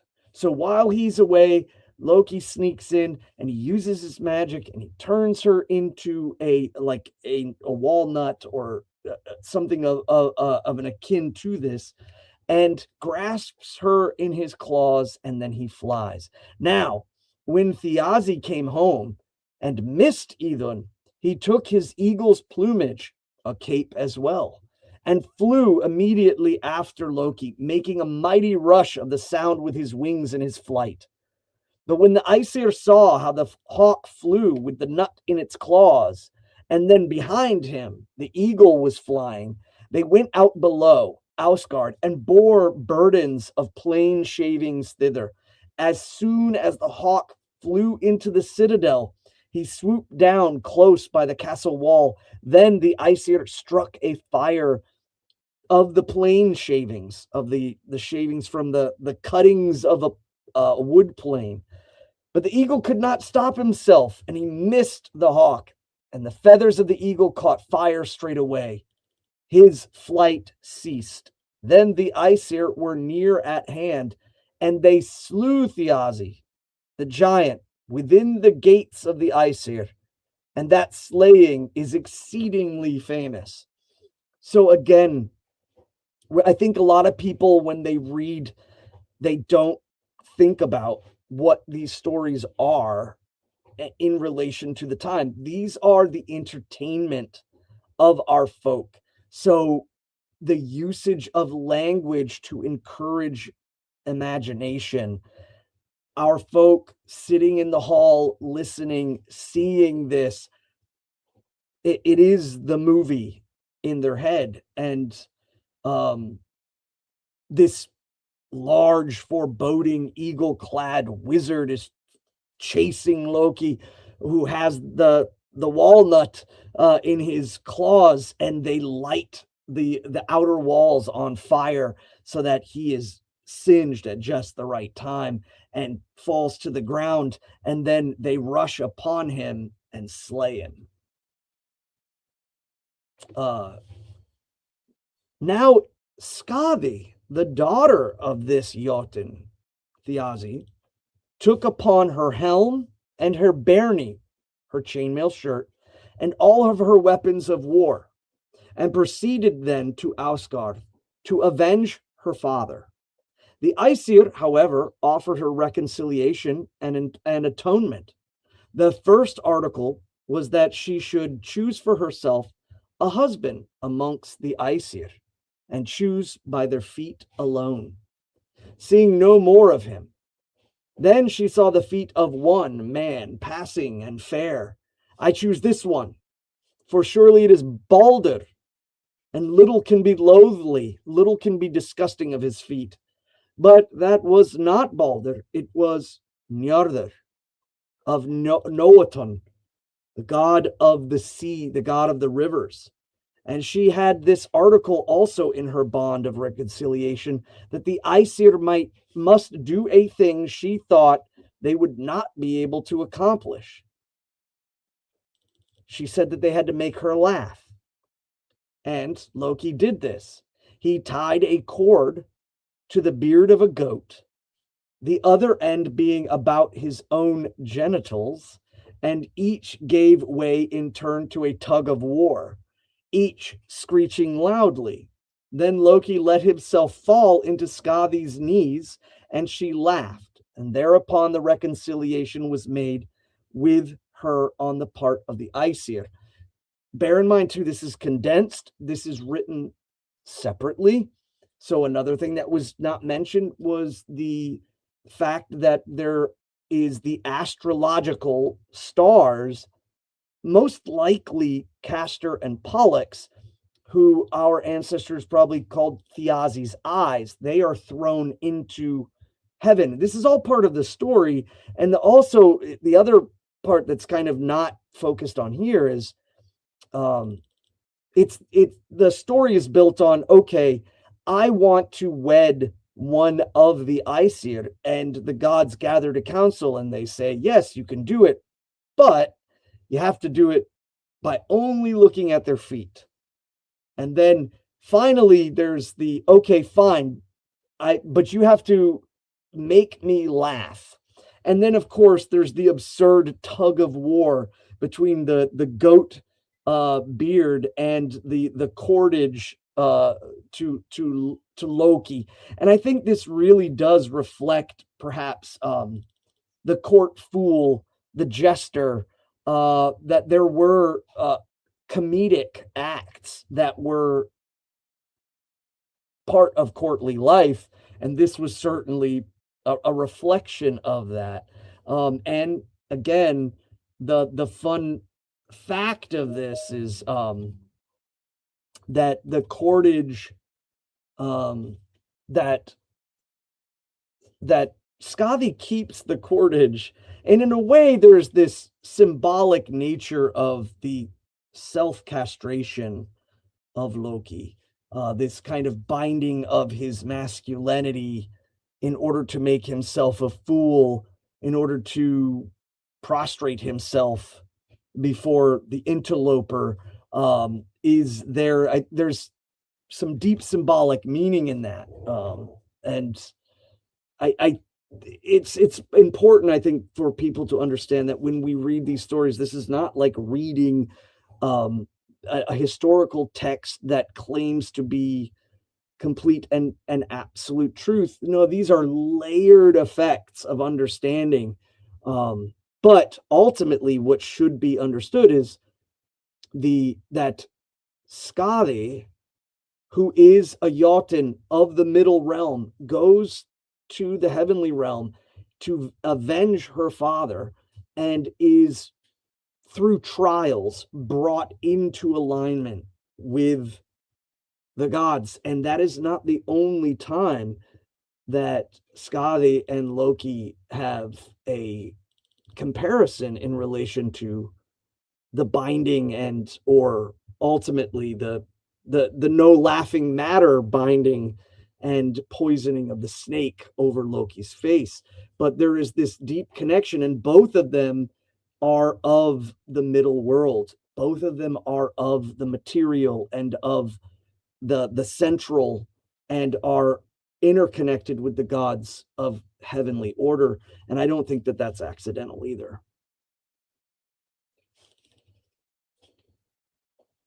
Do you want me to keep going? Section 4 is pretty small. Yes, please. Oh, and it does kind of extend to with more about Thiazi. So 4, about Thiazi's line. It is so said that Odin did this by way of atonement to Skadi. He took the... Oh, there we go. See, again, remembering things. I've got a lot of folks might not know this, but like I'm not reading from a script, or we're not going over things ahead of time. A lot of this is coming straight from our heads and our knowledge of the years we've been doing this, but orders get mixed up. So Thiazi's eyes. Also, an interesting side note. So it's cool because there's portions of the lore that we are in all of the time reading, and there's portions that we read less. And when you go over the same material a certain number of times, a lot of things run together because you become very familiar with the holistic arc of it as opposed to like where each piece of it is.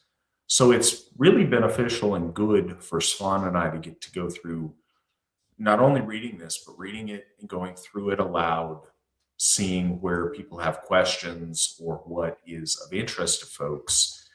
It helps us to mine the lore for entirely different information than maybe we pulled out of it, you know, the first time or the second time or the 35th time we've read it. It's special to read it in this kind of different light with each other and with you guys, because we do notice different things that we didn't pick up on or didn't stand out in the same way last time we went over it. Yeah, 100%. And this is like for folks who might be like, why should I be interested in some of this? Like, here is a perfect example of the celestial star mapping of our Nordic ancestors, who were astoundingly good seafarers. And we know that it existed, but so little of it survived because it wasn't focused on in courtly matters.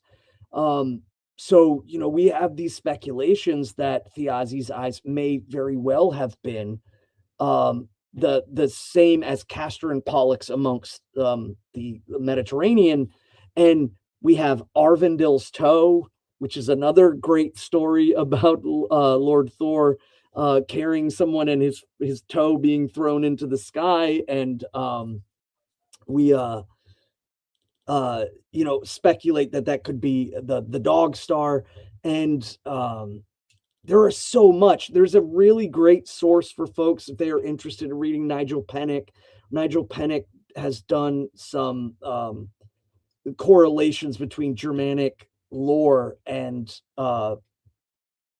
astrology and or just astronomy in general, which I find just absolutely fascinating. Unfortunately, we are just putting those pieces together. So, excuse me. Thiazi's line, it is so said that Odin did this in a way of atonement to Skavi, feeling bad or feeling not wanting her to seek any more aggression towards the gods. There is a sense of honoring, and the point of this is that the atonement is honoring eternally is very, very important amongst our ancestors. So it would be understood in the story why this would be important. He takes Thiazi's eyes and he cast them up into the heavens and made them into 2 stars. Now we go back to Aegir. Then said Aegir, it seems to me that Thiazi was a mighty man. Now of what family was he? And Bragi answered, his father was Allvaldi. And if I tell thee of him, thou wilt think these things wonders. He was very rich in gold, and when he died and his sons came to divide the inheritance, they determined upon this measure for the gold, which they divided. Each should take as much as his mouth could hold, and all the same number of mouthfuls. One of them was Thiazi, the second Ide, and the third Gangur. And we have it as a metaphor amongst us now to call gold the mouth tail of these giants. But we conceal it in secret terms or in poesy in this way, that we call it speech or word or talk of the giants. Then said Aegir, I deem that well concealed in secret terms. So this part here is speaking of the wealth of speech, the wealth of knowledge, or the gold of the mouth as a kind of kenning in relation to this. I also think it always is very interesting the way the dividing up of gold. Obviously, placing the gold on an otter skin, placing it in your mouth. There's always fantastical ways that this is done. And again, it's because this entertainment, but oftentimes there can be deeply metaphysical and cosmic truths that are being spoken, and then other times it is fantastical stories built and enriched by the culture that they come from, and in this case particularly the Nordic culture. So the gold of their mouths, speech and word and talk. And this again doubles down on the emphasis of the importance of speech and the importance of spoken word amongst our ancestors. And then this part does switch to another story afterwards. So, let's keep going in that case. Okay.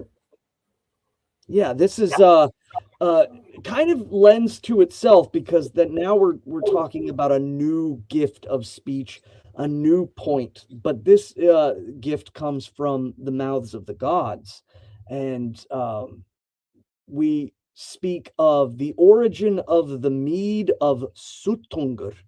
Now, this is the story of Kvasir, the first creation of the gods that walks amongst men and ultimately ends up being inspiration and the divine nature of speech and poetry.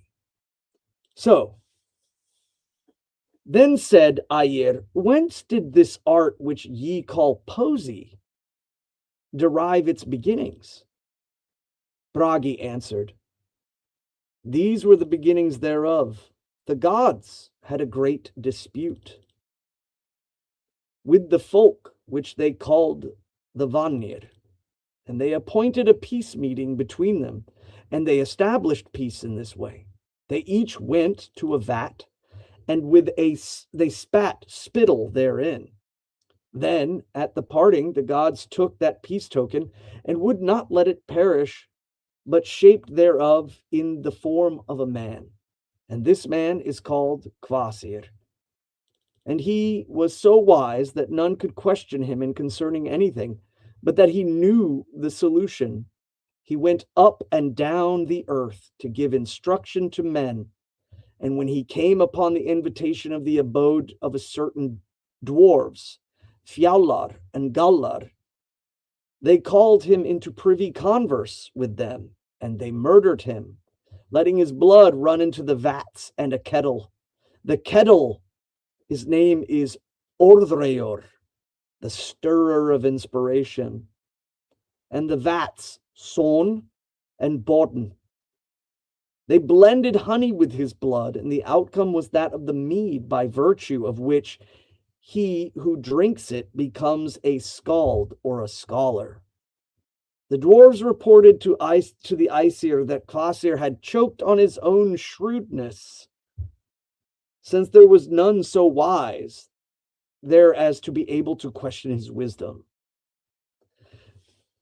So the story of Kvasir, a couple of things worth mentioning is, I don't know, there might be some Slavic folks out there and that are listening.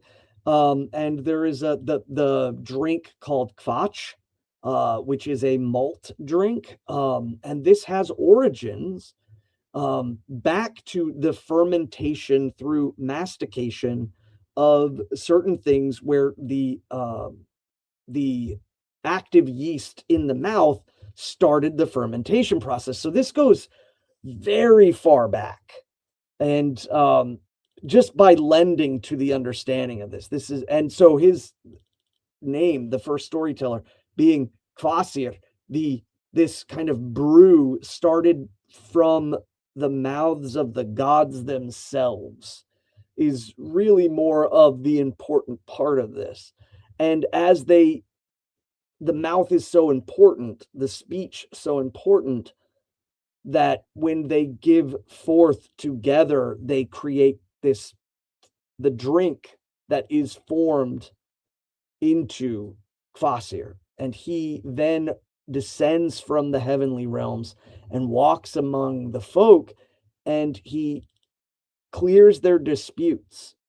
And I am always of the belief that he is the first storyteller, that the first words that come from the gods to the folk after the unification of the gods of natural order and the gods of or natural law and cosmic order is from the mouth of Kvasir, and that wisdom reflects in that. And eventually, since he is now in the middle world, he is down from the heavenly mountains, he is seduced by Svart Alvar, or swarthy elves. And we spoke about elves. Alvar is a broad title, just like the word in English, like monster. That they're not correlated, but what I mean is that to say monster does not specify anything. And the word Alvar is very much the same way, but that the first word is always the most important. So Svart Alvar it's a being that is synthesized with swarthiness or grit or the earth, the dirt. And they are beings of the earth and of energy and of the land.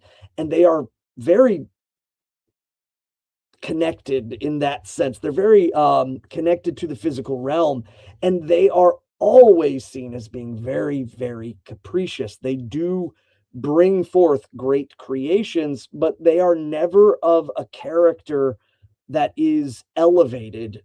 So they are worldly in their way. They are not like folk who are able to know and attain and try to seek the horizon and the upward, and they're not of the gods who are of the spiritual nature of the universe. They're very, very material.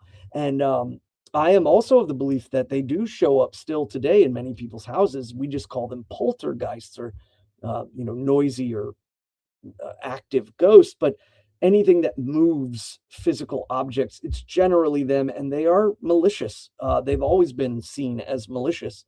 And so in this case, he gets called to them, and in his naivety, he goes there, and they, of course, say, "Oh yeah, he came to our feast and he choked on his own grandiose wisdom."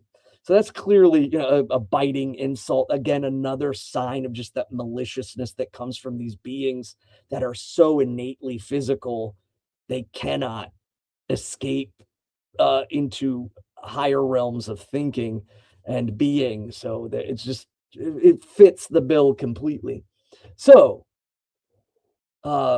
they send word, and the dwarves have the vats of poetry and inspiration. His blood is mixed with honey, and again, because you see the kvatch, or there is the evolution of I would say like a Stone Age alcohol into a Bronze Age and Iron Age alcohol. So there's kind of an evolution that is there. But they now have this, and it comes from the mouths of the gods. So it's not just mead. It's not just this malted liquor. It's beyond that. It's far more magical. And they hoard this treasure, but they begin to make mistakes and let the word out. So these dwarves then invited the Jotuns, a Jotun who is called Gillingur, to visit them, and his wife with him. So, or the golden the golden one, the shining kind of goldish one.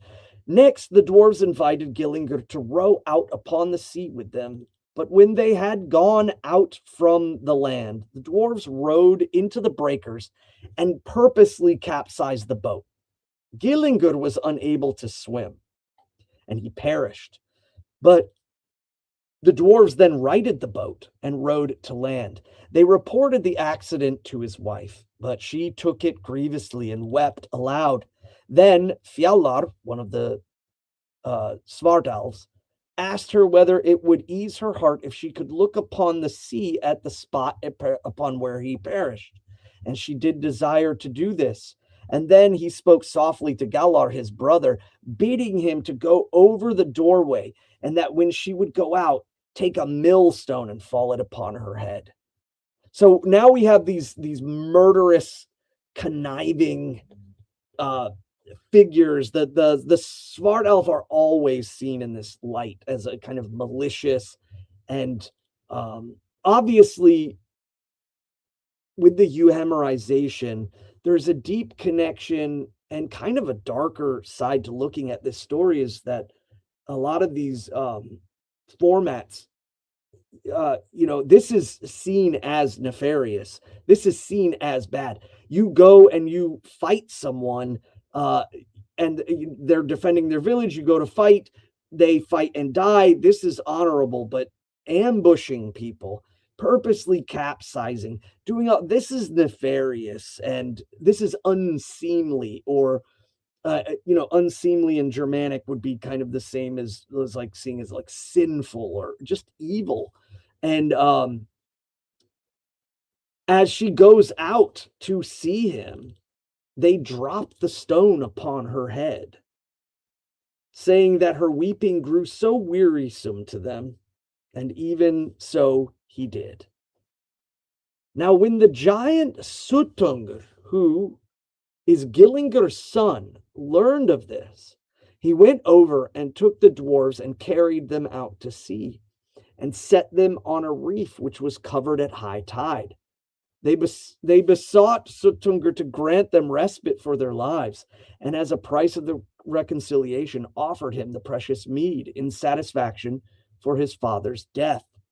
And that became a means of reconciliation between them.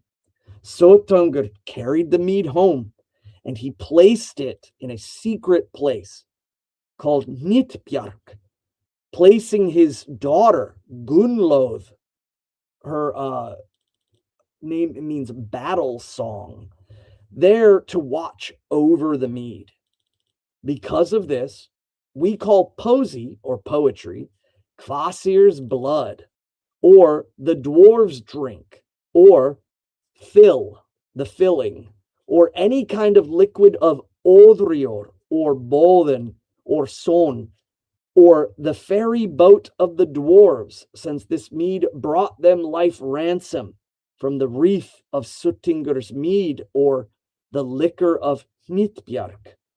So that last part in particular is, in essence, telling the poet who's reading the stories, if you ever use kennings for poetry, you can say, that he was, his beard was drenched in the dwarves' drink as he spit his fill of the dwarf's ferry. All of that is just re-emphasizing that he is speaking poetry of high renown. It's the blood of Kvasir. And that's ultimately to another layer of what's being said in the story, in this poem. In the final part, then Aegir said, "These seem to me dark sayings to call poesy by these names. But how did ye, Aesir, come to attaining back Suttungr's mead?"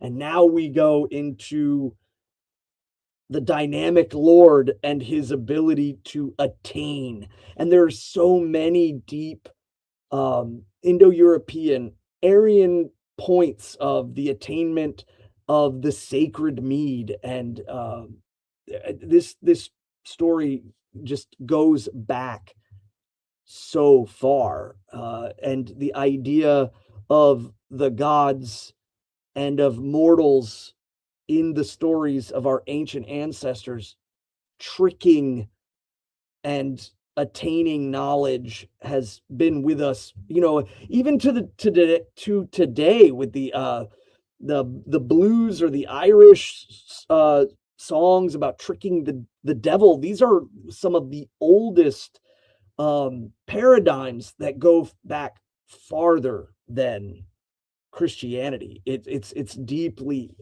part of the folk.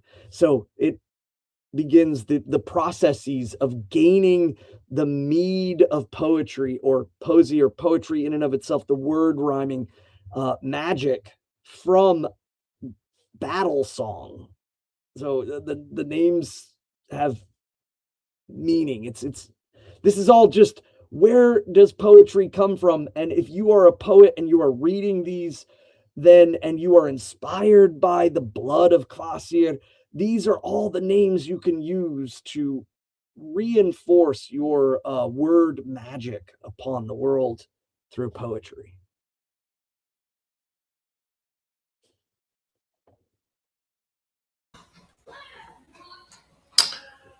So we have an outpouring of questions now to go and work our way through. I think the proper word is buttload. Perhaps. So I'll try to find where we were at before we had this hyperabundance. I've already talked about that one.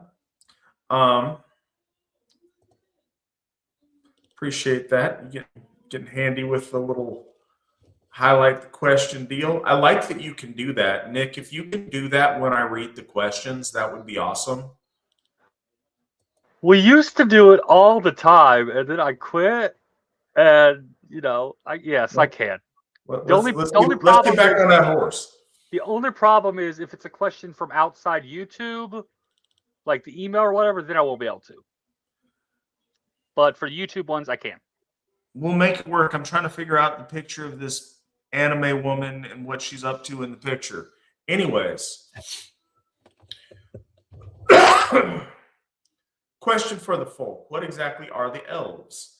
I've heard the Celtic gods be described as they were elves. So what is an elf then? I know they exist in Celtic mythology and Norse mythology. Svan touched on this a bit in explaining something in the last piece. What I will say is their etymology goes back to the word white, or goes back to the word albos in Proto-Indo-European meaning white. So it's funny when you have Leos Alfar, Doc Alfar, and Svard Alvar, when it's describing like brightness or intensity of that white color, which touches on something that Chris talked about last week in the Aryan understanding of color. It was in terms of its vibrancy, because they lacked some of the color words that we use. So Svan, take it away. Tell the people about the Alvar and what all that means. Well, and the connection of color, the synthesis of color to ideal. Now, for most people, and I use this as an example just because I think most people will be very familiar. So in Lord of the Rings, there is Gandalf. Gandalf is a name utilized from the Dvergatal, the naming of the dwarves. It is actually not one of the names of Lord Odin. That somewhere that got kind of put out there, and it became kind of a league. Though I certainly think the kenning could apply, but what it really means is the title of Alvar being like being, or spirit or soul or entity, and that whatever's in front of it. So a Gandalf is a being synthesized with the wand or with magic. Vikings, Vikingr, baymen, or men of the bay, were sailors, but they were also referred to as skip alvar, or beings of the ship. So once you look at it in the mundane sense, you begin to see that these connections go. There is the beings of light, and there is the beings of the swarthy or the sooty, and then there are the beings of darkness, Dak Alvar. And what we then begin to understand is that these beings are not all the same. That I think over time our brains and perhaps fantasy fiction and things like that have kind of correlated everything to be the same, but no, they're not. The Leosalvar are beings of light. And so what I've always kind of taken them to is looking at that first word and breaking that down. Sooty, and in connection to forges, anvils, that which is taken out of the earth. And that obviously correlates very well with the understanding of how they're spoken about in lore, about being connected to knowing how to forge and create things. And we go a little bit further, and it's just, oh, well, that is really matter and energy, and the refinement of these things, the utilizing heat to refine the earth. And so the Svartalf are beings of the earth, of material, and Dak Alvar, darkness, walking the path of death, the walking hell's road, as we say, going through the processes, but then being placed in vanguard over blades, burial mounds, battle sites, as vigilant protectors of ancient sites sacred to our folk. But they have walked the path of death. I would say that Dak Alvar and Disir are more akin than, say, Leosalvar and Dak Alvar. Leosalvar are clearly seen in relation to the gods being not mortals, but beings of light that are in. And that is, again, another, our ancestors seeing the gods living atop a mountain range in the center of the world, and are surrounded by the clouds and the light. But we go further into, I would say, the evolution of our modern understanding is that the heavenly realm is above and beyond. It's not just a mountain range, obviously. That's poetic, but the Alvar, the Leosalvar, who are often just called Alvar in many of the stories, which adds to more of the confusion, are beings that are versed in relation with the gods.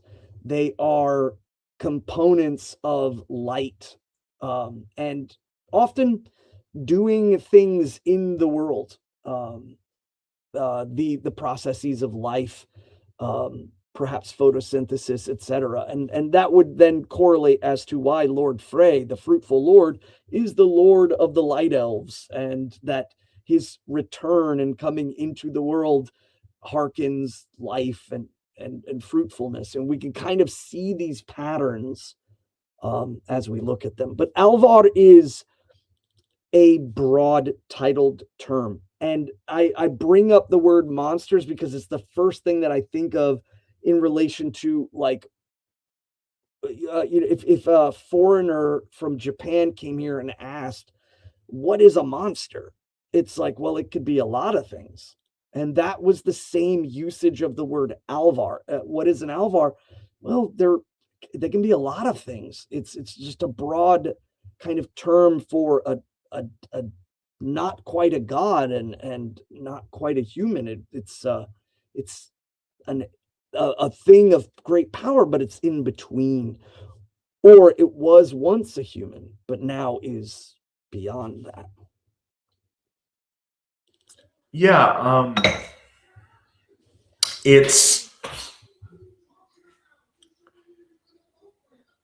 poetically, elf often means spirit, generally.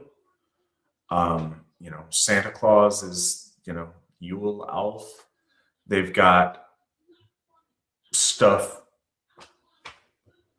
Things are described with elf often when they are just spirits of a thing. The intensity of the brightness, though, I think is very interesting. And I think there are radiant spiritual beings that get conflated in medieval Christianity with angels, in the sense that they're these beings of light that are instances of the ancestors. But I guess in a potent way, the Alvar exists beyond the veil.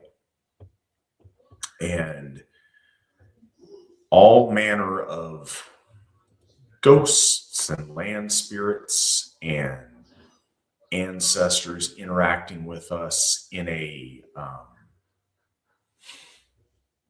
physical way misuses language, but in a in your presence kind of way.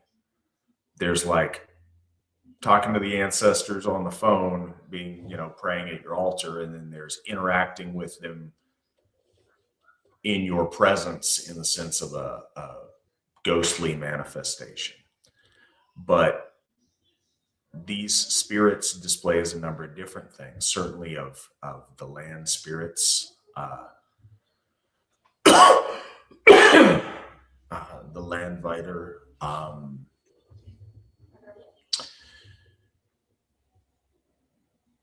specifically, oftentimes they're heavily associated with place, but they don't have to be.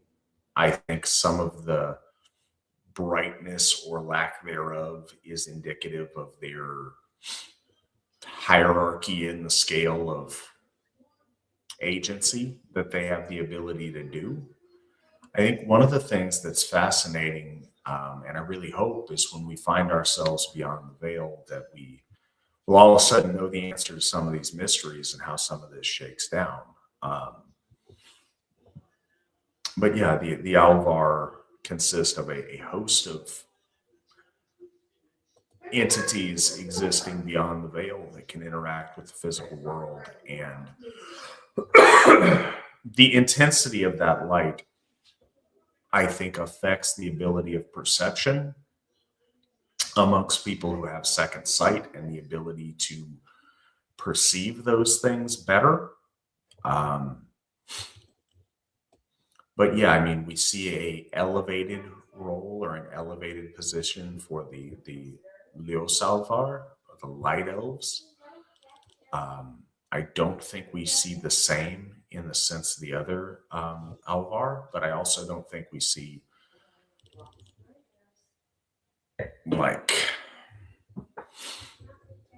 just because something is lower does not make it closer to evil. And I think that's one of the things that the Christian duality has an up and down scale, and the higher up stuff is good and the lower down stuff is evil. There is a different directional polarity in Asatru. There is certainly and I don't think it's directional, but there's a polarity between order and chaos that is much more akin to good and evil. But I think the upward and the downward, there's chthonic elements that are more primal, that are often more rooted in deep history or in primal urges, in fecundity, in the more physical plane of things. And then there are higher, more astral, more closer to the heavens kind of expression. That's not a good or a bad. It's a aligning towards the primal or towards the astral. And I don't think that either of those things are bad things.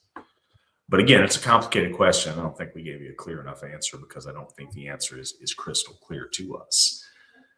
The idea of the Alvar themselves, be them bright, be them dull, or be them dark, all talk about our ability to perceive something that is not very clear to us on this side of the veil.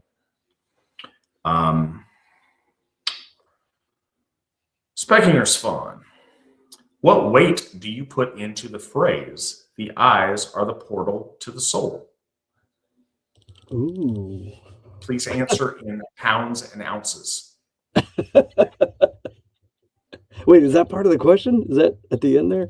No, that I added that last part. Oh, okay. Don't blame Jordan for that. Well, I know that term, I believe, comes from one of the Shakespearean plays, but this kind of is an interesting point. There's some synthesization of Christianity and the Hellenics here that we see. We were talking about where these things are kind of coming from. There's the I forgot his name, and he said that the face or the visage is the picture of the soul. And I know this because there's a gentleman that I look into. He talks about how the personality is in the structure of the face. Really interesting stuff. I don't know if I fully believe it, but I just find it interesting. And there's also a biblical quote somewhere about the eyes being kind of, if they're full of light, or if they receive light, then your soul is full of light. And if they're darkened, then your soul is darkened. But the usage of this is built around the eye, the loss of the eye, the gaining, obviously Lord Odin removing his eye. And I've heard a lot of people talk about the right eye, the left eye, and what those might mean, solar, lunar, masculine, feminine. And I think all of that is really fascinating, and I'm not actually shooting any of it down. But what it does show is a deep and powerful truth towards our ancestors and the usage or understanding of the eyes, and even down to the evil eye, which is across the world, but heavily concentrated in the Middle East and in Europe as a concept of, if someone was to give you the evil eye, I mean, it has potency just as much as word and poetry. I think it's a generationally developed concept that comes from magic that is built on building blocks. There is magic built on the building blocks of sound and speech. There is magic on the building blocks of deed and action. And there is magic built on the building blocks of sight and attainment and or cursing of the things that your visage. Sometimes it was seen as bad if someone was being wrongfully killed and their eyes were cast upon you, it would somehow curse you. This is all just, again, in correlation to more of a part of the soul that we call Mayan or might. Megan, sometimes it's referred to, might. It is might. So the projection of might into the world, the speech might through poetry and word, the deed might through physical prowess and the ability to affect the world around you and implement your will.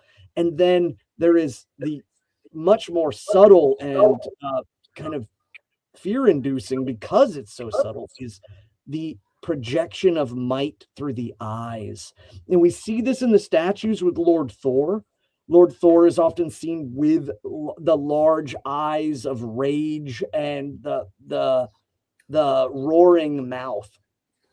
And so I think ultimately all of that boils down to a projection of Mayan into the world. and that our ancestors did see many different modes with different forms of power, that they could ultimately affect the world around them.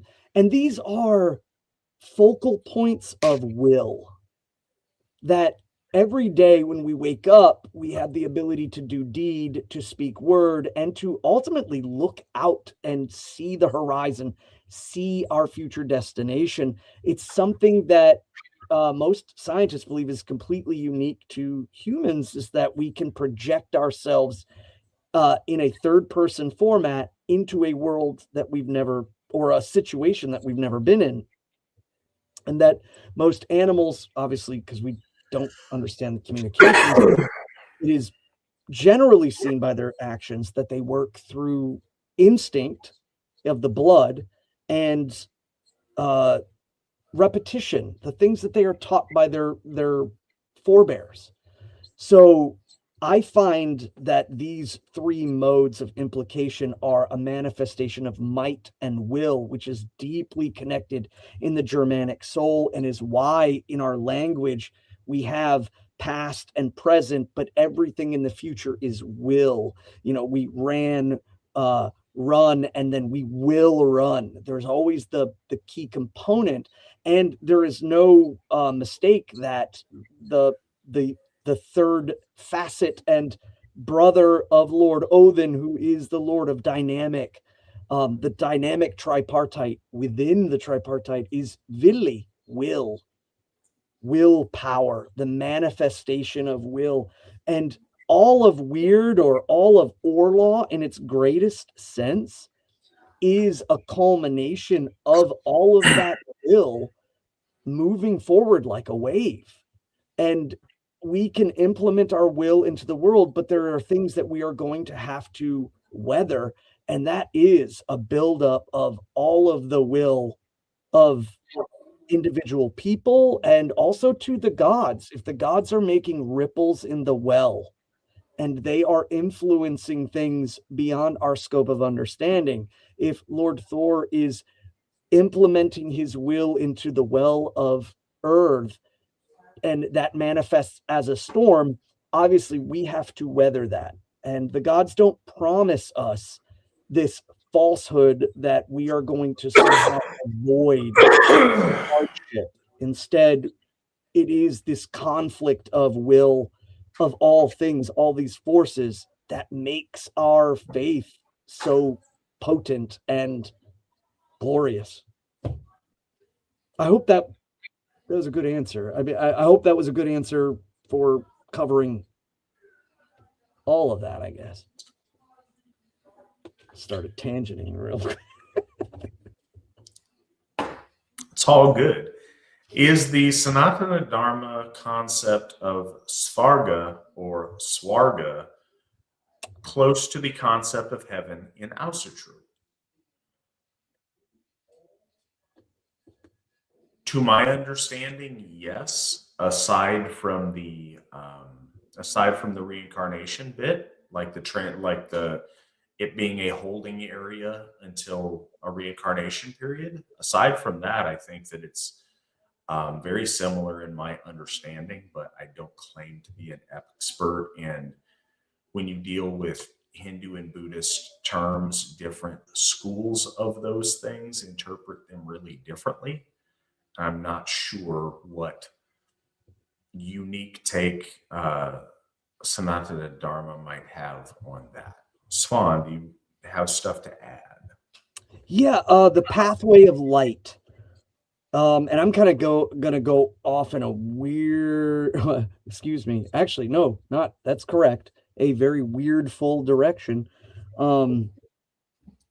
So one of the things I found interesting is that the pathway of light, or is a heaven amongst heavens. We see this also in our faith with the speaking of, say, like Gimli. There are and then there is the wind outer heaven. This concept of the upper realm being compartmentalized in usage and position and time, I think, is very Aryan throughout, and that the Araya of of India are no different. I also think that when we look at our faith, we don't often see these patterns, but I encourage people to.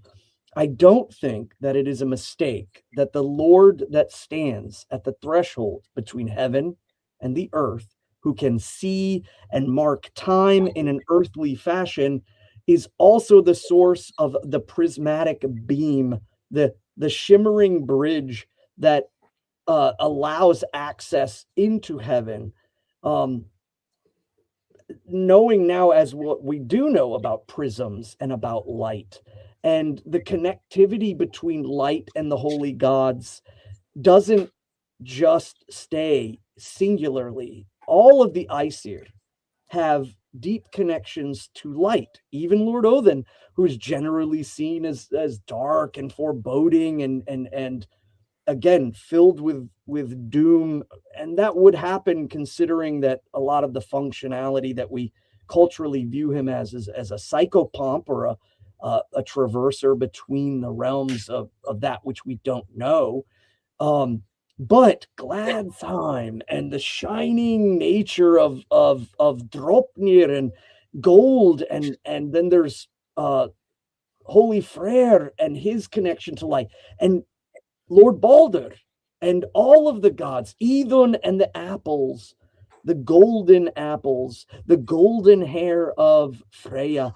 Light is a heavy focus on the holy gods, and I again just don't find it to be simply coincidence that the threshold between heaven and the earth shines forth a prismatic beam of this heavenly light being formulated into the world.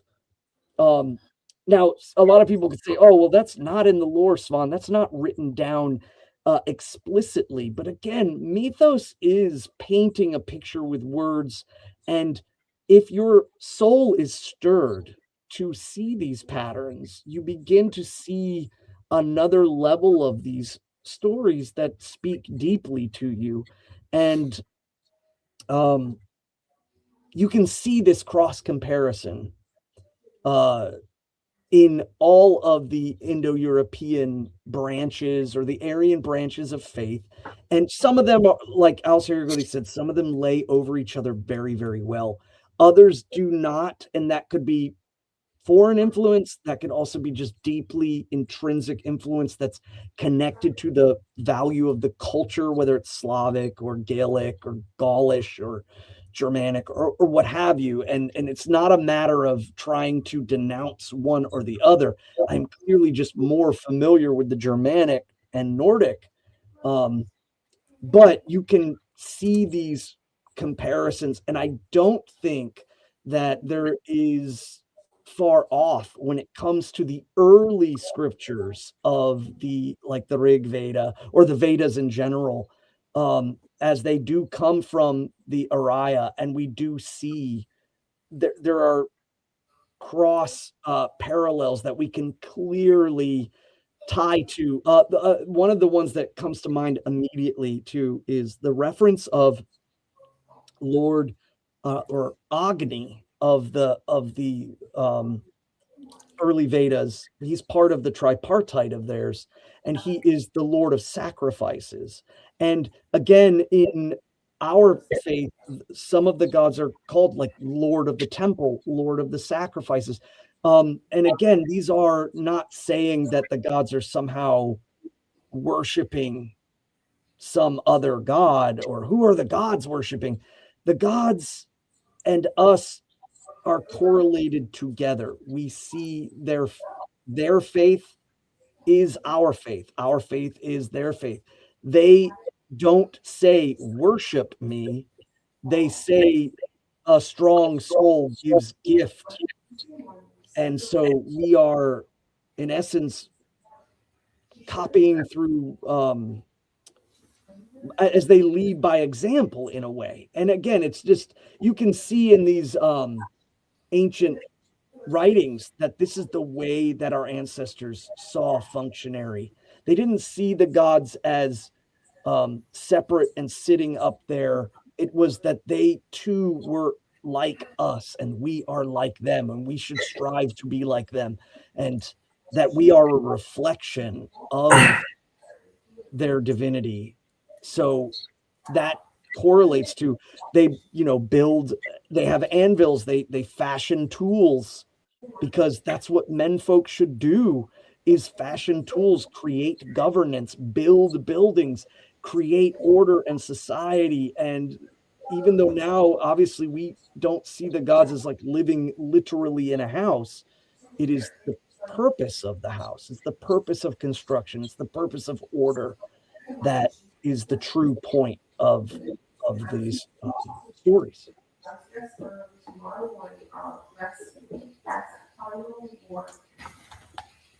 All right. So Ron says getting the Hoffs on Google Maps was important. What do you each think of trying to legally name the ridge at Sigerheim something like Tears Ridge? I'm really curious about that process. I've looked around and there's bajillions of these little ridges and none of them have names. I don't know how you would petition to have something like that named.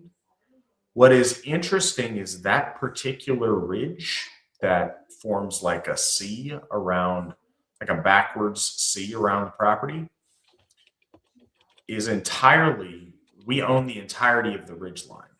So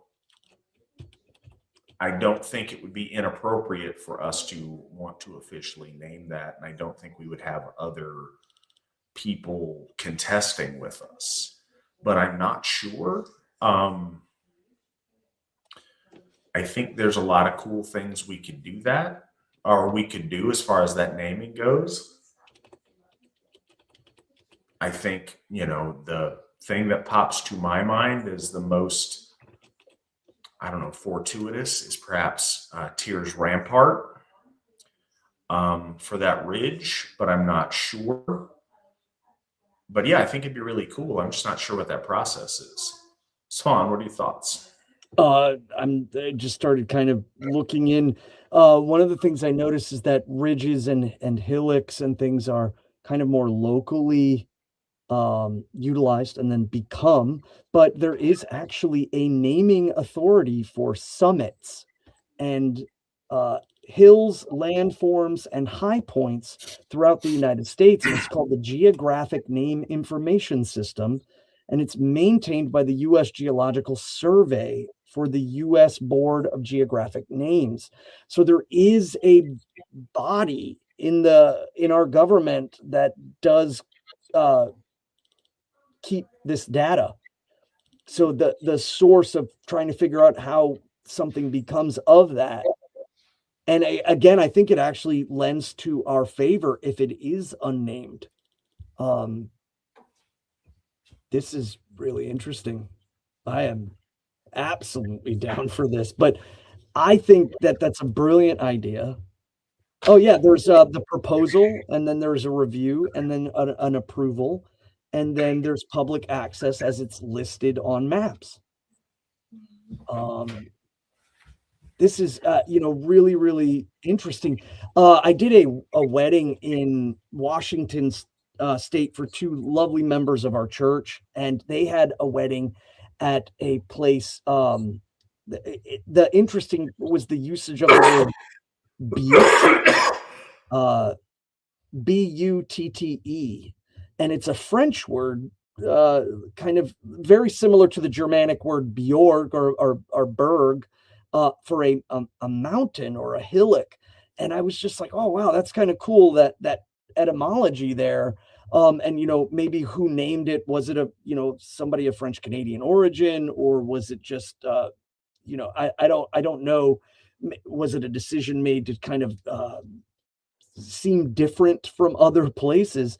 But it's actually a term that you see a good bit in the American West. Right, yeah, was it something maybe started by like the Lewis and Clark expedition? Because you have mesas in the Southwest, and that's obviously its connection to Latin and the Hispania, hybridization. So the fact that it's not named, though, that would be very cool to get that into review or proposal and review, and then have that on Google Maps is like that's what this hill formation is called. That's a great idea. I'm a little upset I never thought of it. I think that's a really cool idea as well.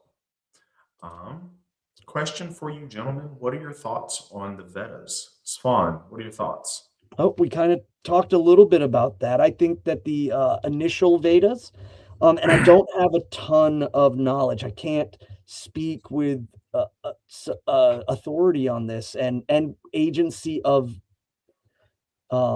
sincerity, which I can speak about my own faith. So that's just the honest truth. But I do see the comparisons, and I believe a long time ago, Alcirgodi and I were talking about comparisons like blueprints and looking at things and kind of overlaying Hellenic ideas over the blueprint of the Germanic or what have you, and all of this culminating to the origin of our people and our gods. And I don't think that we're meant to go back and try to replicate or create this is what it probably is. I think that the point is to go forward and unify under the larger concept of that which has survived. But going back, you see a lot of that. And one of the big ones for me was the tripartite. It was instrumental in my studying of how there is always a Sky Father and an Earth Mother, and then when they are transformed, moved, they change in their positioning. There is always the tripartite of heaven that is established, and the Vedas were the first part on that journey of my studying that in relation to Indra, Agni, and Varuna, where that suddenly the tripartite of lightning, fire, and water, and then looking at other Aryan branches and seeing that the Hellenics had numbered their tripartite, with Zeus having the lightning bolt and Hades having a bident and Poseidon having a trident. They literally numbered it, and you just begin to see these patterns throughout all of the Aryan branches. And it started with the Vedas. However, again, because of my lack of like just deep knowledge, I would like to go in and look into a lot of it. But there is, I think, a great change that happened over time, as the Arya of India are very much, they fall into the same furrows that befell other Aryan groups if they encountered very large non-folk peoples, the Iranians, the Persians, and they're being influenced greatly or running into in the south the Shemites, or the people of the Middle East, or in India with the Arya kind of running into the Dravidians, and then even with the Hellenics at a certain point, though it was a softer impact, they did encounter Canaanite, Phoenician, Levantine sea peoples, and the North Africans. But as you kind of drift more northward, there's less. You kind of find this kind of concentrated sense with the Gaulish or Gaelic people, the Slavs, and the Germanic folk. And you see that there's less of a stranger or outsider influence. It's less outlandish in a way.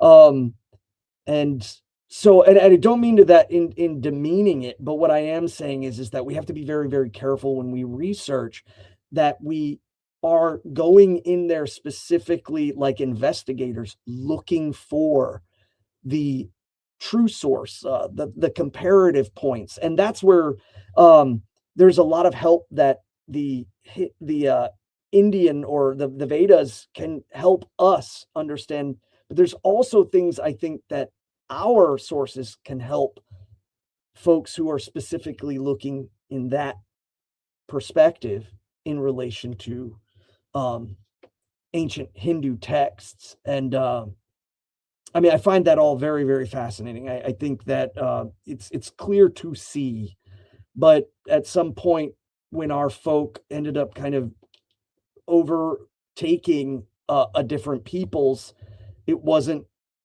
but for so long where things began to kind of merge and shift, and the Araya telling the Dravidians that they can't eat the cattle, and now the cattle are just sacred and nobody eats them. We can see these evolutions, so we have to be careful, and we have to kind of have a judicious mind looking at these things. Yeah, I don't know what to do with the Vedas. I have tried really hard. I'm just keeping it real. I've tried. Yeah, I know you're being real. They seem completely nonsensical to me. There's no point of familiarity. There's no point of commonality that, like, it is very hard because I lack the context or whatever, and it all feels very, very foreign and very, very strange and very something I don't know how to connect with easily. That's not a slam against them. That's as much on me, but you don't start out getting a lot of the context in my understanding. So I think it's challenging in that sense. So I have not made great progress in reading the Rig Veda the times that I've tried, because it's just, I can't follow it. But that's on me, and that's not on the Vedas, that's on me. Svan, can you comment some on the broad Germanic folklore related to spirits and why we call fermented beverages spirits in relation to Kvasser and fermentation, as in wine and spirits shop? Yeah, the infusement, the changing, the processes was not fully understood. I believe, and I can't remember which book, but Dr. Stephen Flowers suggested that there might be, say, like there's a north, south, east, and west of the elements in the Western tradition, and then there is the northeast, the the southeast, and this would be venom, yeast, and other elements that lend to life creation and things that our ancestors, and in particular just the truth of things that move and grow, and so what you end up getting is the soul of the wheat, the soul of the barley, the songs of John Barleycorn and how he's threshed and killed, and of that soul creates the spirit. And I think it traversed into the utilization of like copper to create whiskey and things. It was more or less a verbiage that was carried on, but I do believe it does go back to the origins and understandings of the transmutation between in essence, it's ancient alchemy before medieval alchemy. It is the transformation of, and that is magical in its own right. You kind of see that in what I would call the three forms of magical component. And we, again, whether it's the apples of our gods, the soma of the Vedas, the ambrosia, different things, but we find these modes of religious and spiritual connotations always associated with what I would call the three big pillars of the ancient world, being alcohol, mycelium and mushrooms and cannabis. But a lot of people will go and run with that and say, "Oh, what are you trying to say? That like religion is only created by these things?" No, what I'm saying is that the facilitation of thinking outside of the borders of our own mind was clearly noted when these items were involved. And so they clearly have a religious connotation, sometimes cultural.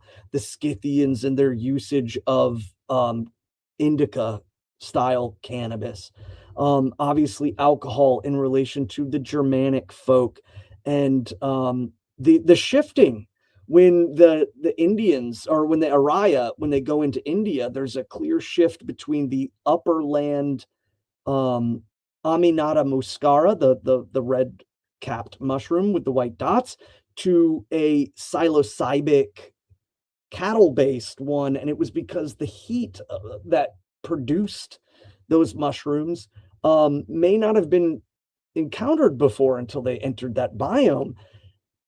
But it's, again, the reflection of the natural world is an echo of divinity.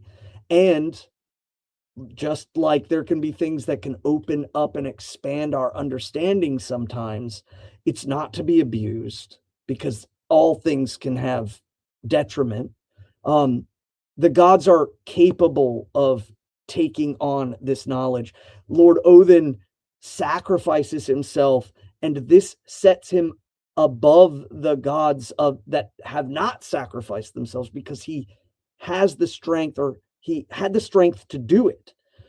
And again, Lord Odin speaks about how, when you do go and traverse and look into shadows and want to seek knowledge, sometimes what you find is far more than you can handle.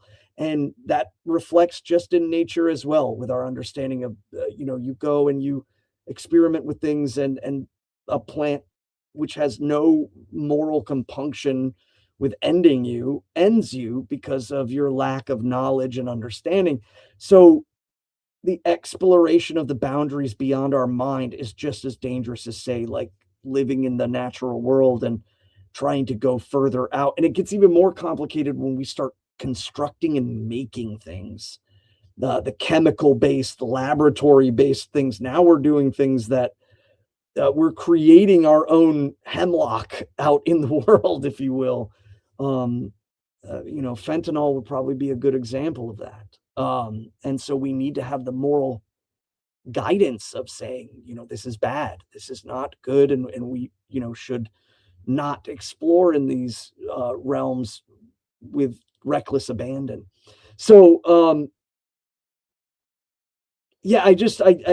I think ultimately that all correlates to the expansion of spirituality, the expression of the mind going beyond the borders of ourselves. But it's just me basically stating a processes through observation that I have seen, and they all have significance culturally, and we can see it happen in real time. Perfect example too would be like the Appalachian Mountains with moonshine, and that correlation. It's far beyond just simply a liquor. It is a kind of spirit of rebellion. It is a connection to ancestral ties. There's so much involved in these sacred elixirs and substances, but far too often the people that proclaim that the gods are just archetypes are the same people that will proclaim that these substances are the reason for religion. And I think it's the opposite. The archetypes are reflections of the gods. There's just another way for us to kind of map out our relationship. And these substances are like, I want to travel, but the car isn't the reason why I travel. The car is a product of my desire to expand and to grow. But the gods, again, teach us over and over and over again that things cannot be done with reckless abandon, and that we must have this discipline to press forward slowly, and sometimes these things are left to people who better facilitate this. In our culture, the magicians, the priest classes, etc. But even they too can have great folly in exploring in reckless abandon.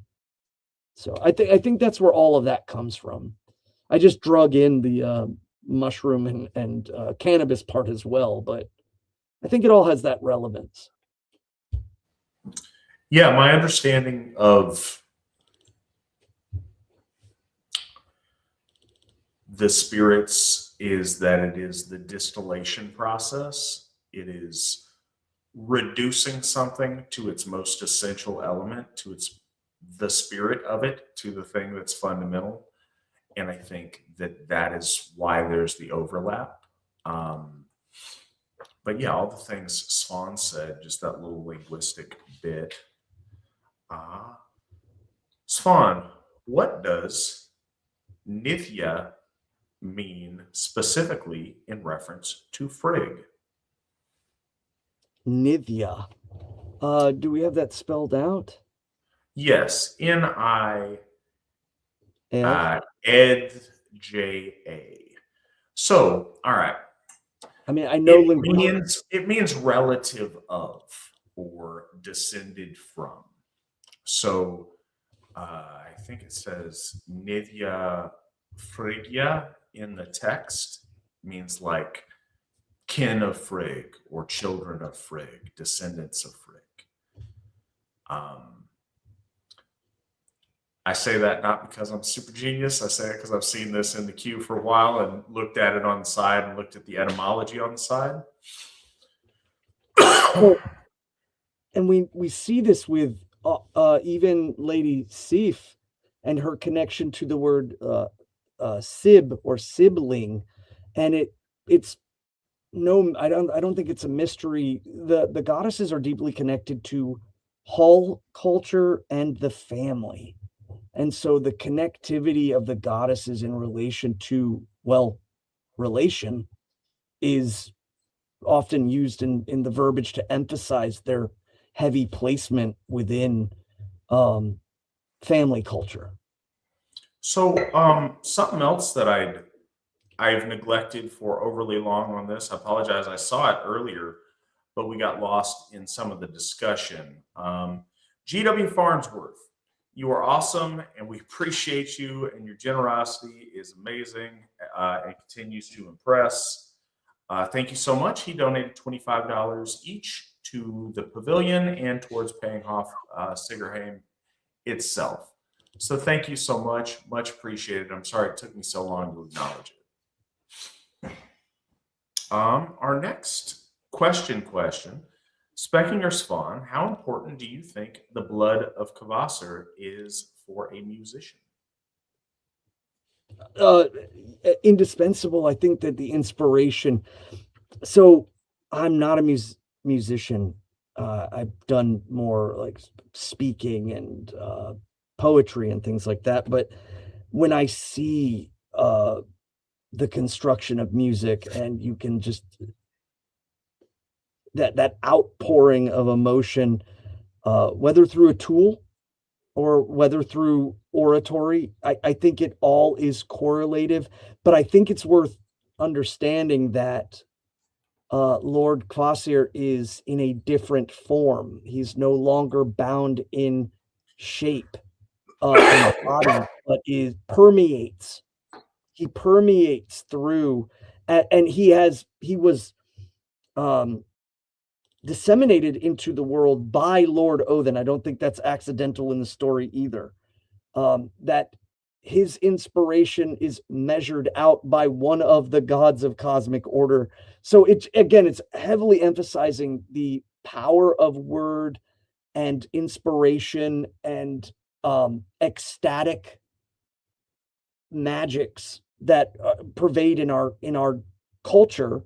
And I think that applies just as much to music. But I also think that Lord Bragi is a culmination of that power being the son of Lord Odin.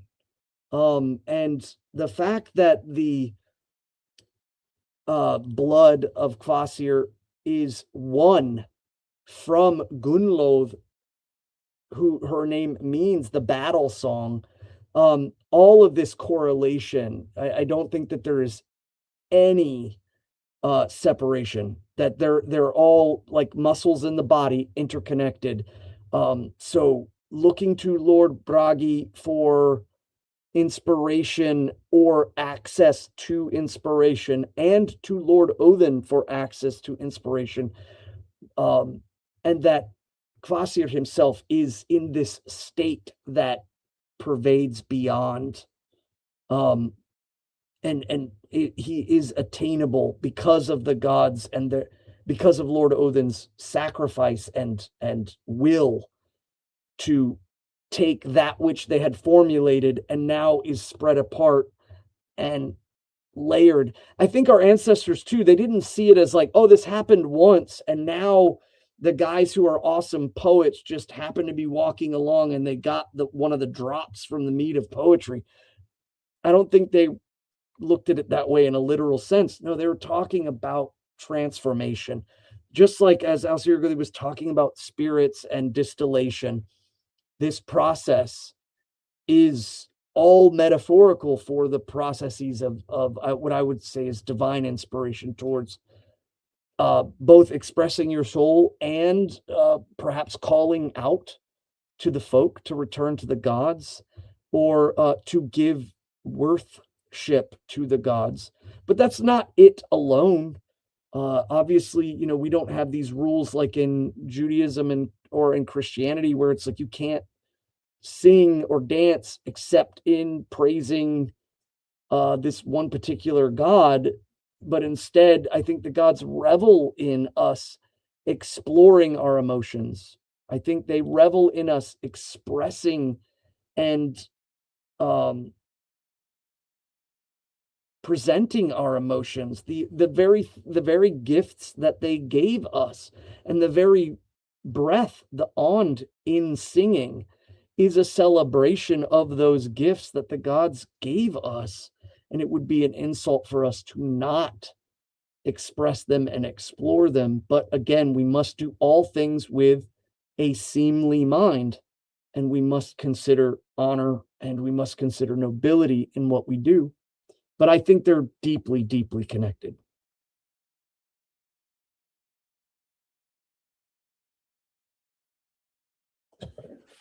So, next up, is it our duty to talk about the folkish faith to those who are Christian, or is it something that is more personal and should be left alone? Yes, it is absolutely our duty to advocate for excuse me, for our people's return to the faith of our blood. That said, I don't think it is our duty to be obnoxious or to put them to the sword if they don't do that right now. That's just not where we're at. But too often, because your question is juxtaposed to, or is it more personal and should be left alone? No, it's not more personal and should be left alone. If people express that, okay, whatever, shut up, I'm not interested, then fine, leave it be. You don't need to press it. But we should never be at a place where we're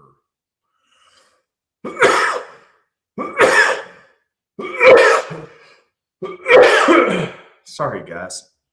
We should never be at a place where we're uncomfortable sharing something that we're excited about. I'm sorry, or something that we're proud of. And we should absolutely, as a duty to our gods, mention this to other people, especially people we care about, but mention this to other members of our folk that haven't found their way home. It's a really important thing to do. And one of the problems is so many of our people don't know about it. So there's a difference between you making yourself a jerk by constantly being obnoxious about it, and mentioning it and celebrating it, being proud of it, being, you know, mentioning it to those that might want to know. We have to do that. That's how people find out about this. I wish that someone had told me much sooner than I found out. I've mentioned time and again, the biggest impediment of us growing faster than we are is that so many of our folk have no idea we exist. So yeah, go out, tell people. It's not just a nice thing to do. I do think that's our duty, to make those opportunities, to create that opening, and then to share what we know that's so important and invite our folk to come home. Absolutely. Svan, do you have thoughts on it? I mean, nothing beyond what you said. I think that the biggest thing, and I was speaking to one of my clients about it today. He is folk, but he is not Asatru. And I said that I have no proclamation from my holy gods to somehow convert you or put you under boot because you are of a different mind. But it is good for me to tell you the things that you have forgotten. Our folk have forgotten. So just as the gods want to see us govern ourselves, create societies, they also too want us to remind those who have forgotten. And I think that that's important, that we should through story, we should through by example, by deed. We're doing it in many different ways. But at the end of the day, expressing that they remember is important. Now, if they reject, that's fine. We are of a faith of wisdom, and we know that sometimes people reject that which they most intimately are battling with. And if they are looking at the faiths, like say the faiths of the Middle East in Christianity, and they're battling with these concepts, but they can't quite wrap their head around the concept of the multiplicity of the gods, the ecosystem of heaven and the middle world, and the processes and the circulatory system of Yggdrasil. That's a lot of stuff to kind of get. It starts with just little seeds, and you should always move towards that. Now, the bigger thing too is bearing in mind, folk who are not Asatru are in the Utgard, but the Utgard is not always bad. There are those who are neutral and those who are antagonistic.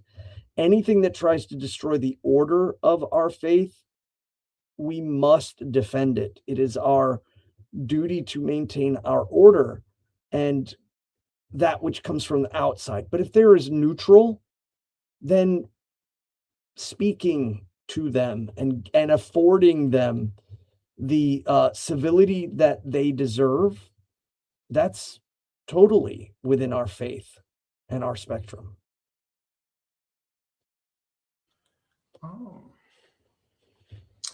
So I just want to say this. There's squabbling in the chat about cannabis and other stuff. I will answer the question when we get to it. Please hold on and don't let whatever the passions of the discussion are get in the way until we can actually talk about it, because I do want to get to your question when it comes up.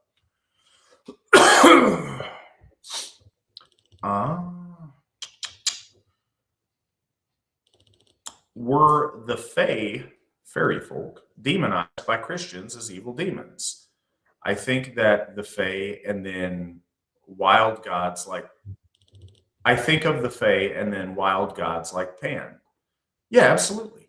Any entity that is external to Judaism was demonized by the early Christians and Christians today. That's how that works. So that would certainly include the Fae. It would include, any and all other gods besides Yahweh and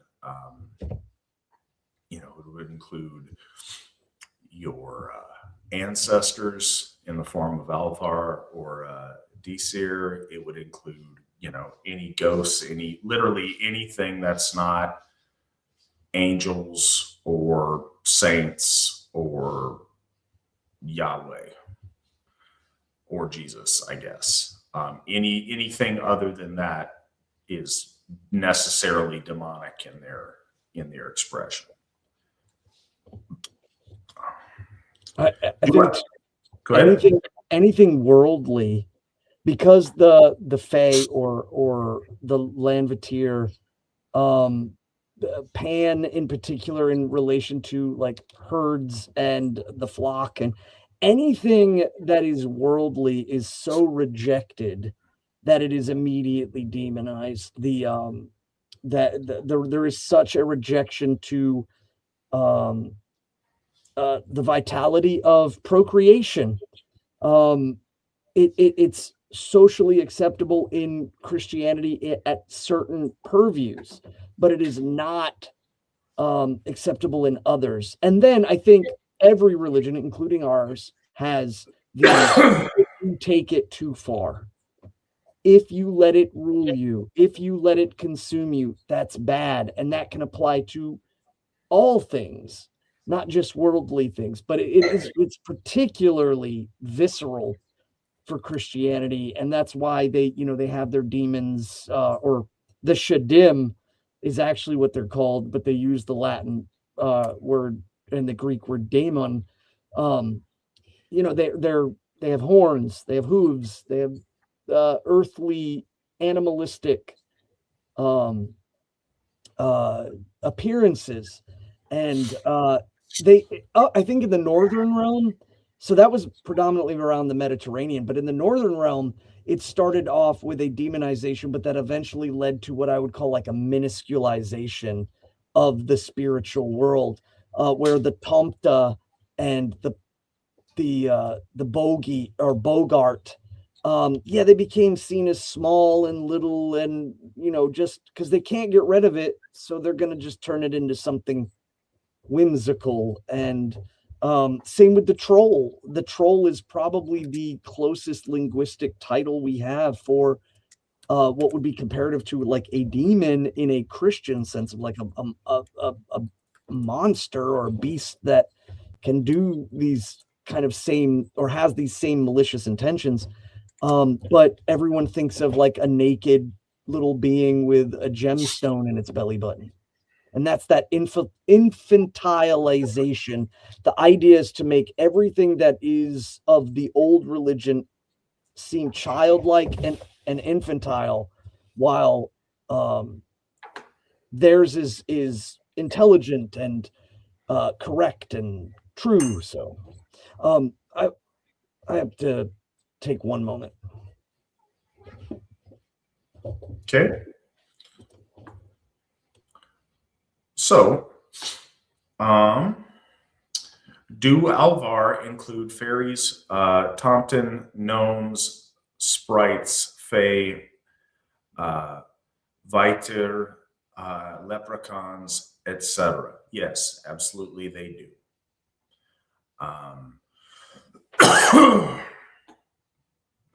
What is the AFA's stance on cannabis consumption? I've heard of ritualistic drinking. Is there any aspect to cannabis too? So, the pot question. I realize we have an international audience, so realize that we're based in the United States, and I'm sure the rules are different for different stuff, different places. No, inherently, the AFA has no anti-cannabis stance, or really a pro-cannabis stance. Our stance on drug use is the AFA is not going to encourage anybody to do anything illegal wherever they're at. That is strange in the United States when it comes to cannabis, because many states now it's legal and perfectly fine, but federally is a different story, and that creates a lot of strange hurdles. But fundamentally, no, the AFA doesn't have a big stance on cannabis particularly. other than, if you're going to do something that's legal where you're at, fine. Don't, if you're at AFA events and whatnot, don't, blow pot smoke in people's face that don't like it, because it's still kind of something a lot of folks aren't necessarily comfortable with. But, if you're grown and it's legal where you're at, we don't have a big stance on that.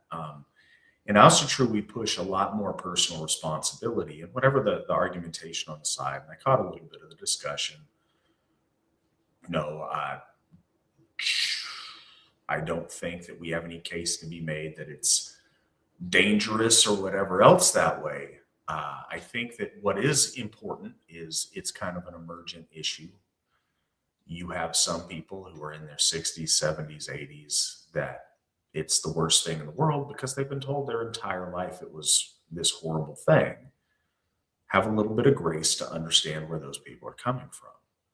There's younger people that have never really had that message, that find themselves in their 20s that don't get what the rest of us are talking about. Me, as a man in my 40s, all growing up, it was the worst thing ever. It was going to, this gateway drug going to do horrible things to you. And then all of a sudden, no, never mind. Just kidding, guys. We just made all that up. Well, that's kind of hard to reshuffle some of people's programming on it. So let's have a little bit of grace with each other on knowing that people come from different places with that. But no, we don't have a big stance on cannabis, and we don't have a lot of evidence of cannabis use in our lore, in our history. We do a little bit more when it comes to psychedelics. And again, psychedelics are largely illegal most places, so we're not encouraging you to do that. But conceptually, there's a case to be made for their spiritual use.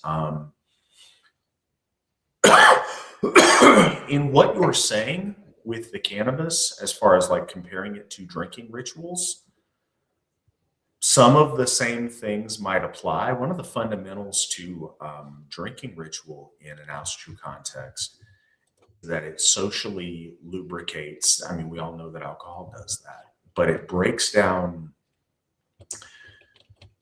walls that would prevent proud men from interacting with one another in a way that leaves them vulnerable. It allows for a situation of shared vulnerability and shared susceptibility to a deeper and different level of thought on some stuff. And I think, and I say this as somebody who's never, not that I've never tried cannabis, but I've never had much of an experience with it.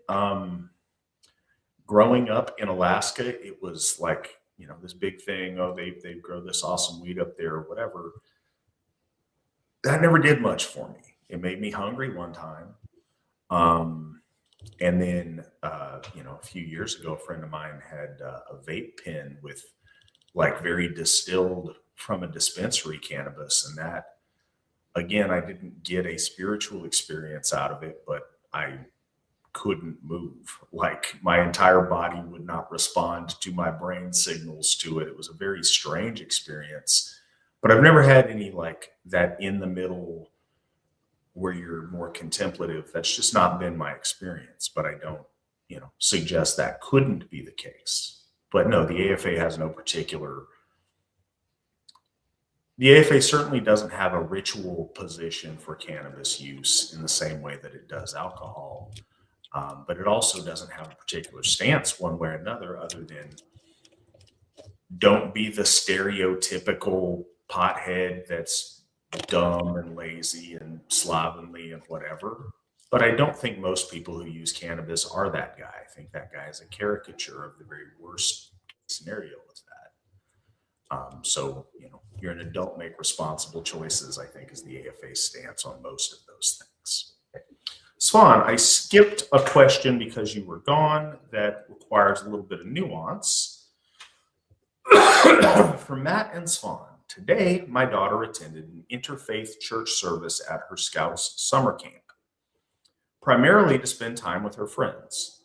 While I understand the social pull at her age, I wonder that such blended gatherings may blur the reverence for our ancestors, gods, and folkways.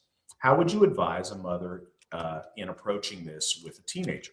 Additionally, how might I gently encourage more recognition of ancestral faiths within future Scout church services?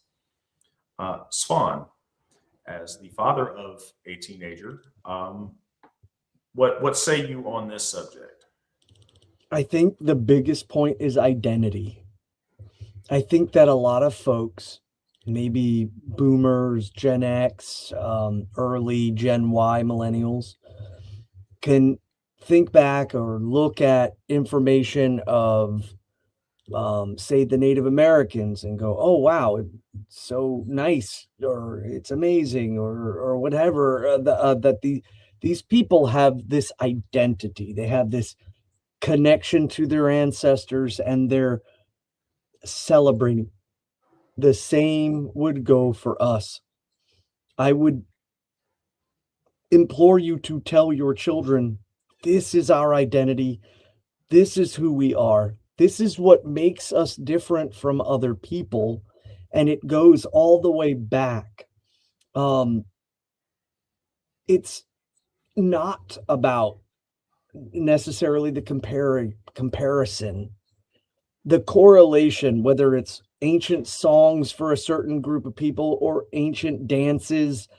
It is the same for us, that these sacred rites, these communions with the gods, holding the horns, make us uniquely us. And I think that in an age where identity, especially amongst folk children, is demonized, we should go the opposite direction and encourage our children to embrace their identity, the identity that is handed down to them by their ancestors, and that they in turn will hand down to their descendants. I think the biggest thing that I have encountered is not so much the influence of others, but modernity in and of itself. And the fact that many young children who are kind of getting spread out into the monoculture of modernity, they're the ones that are also fighting for identity.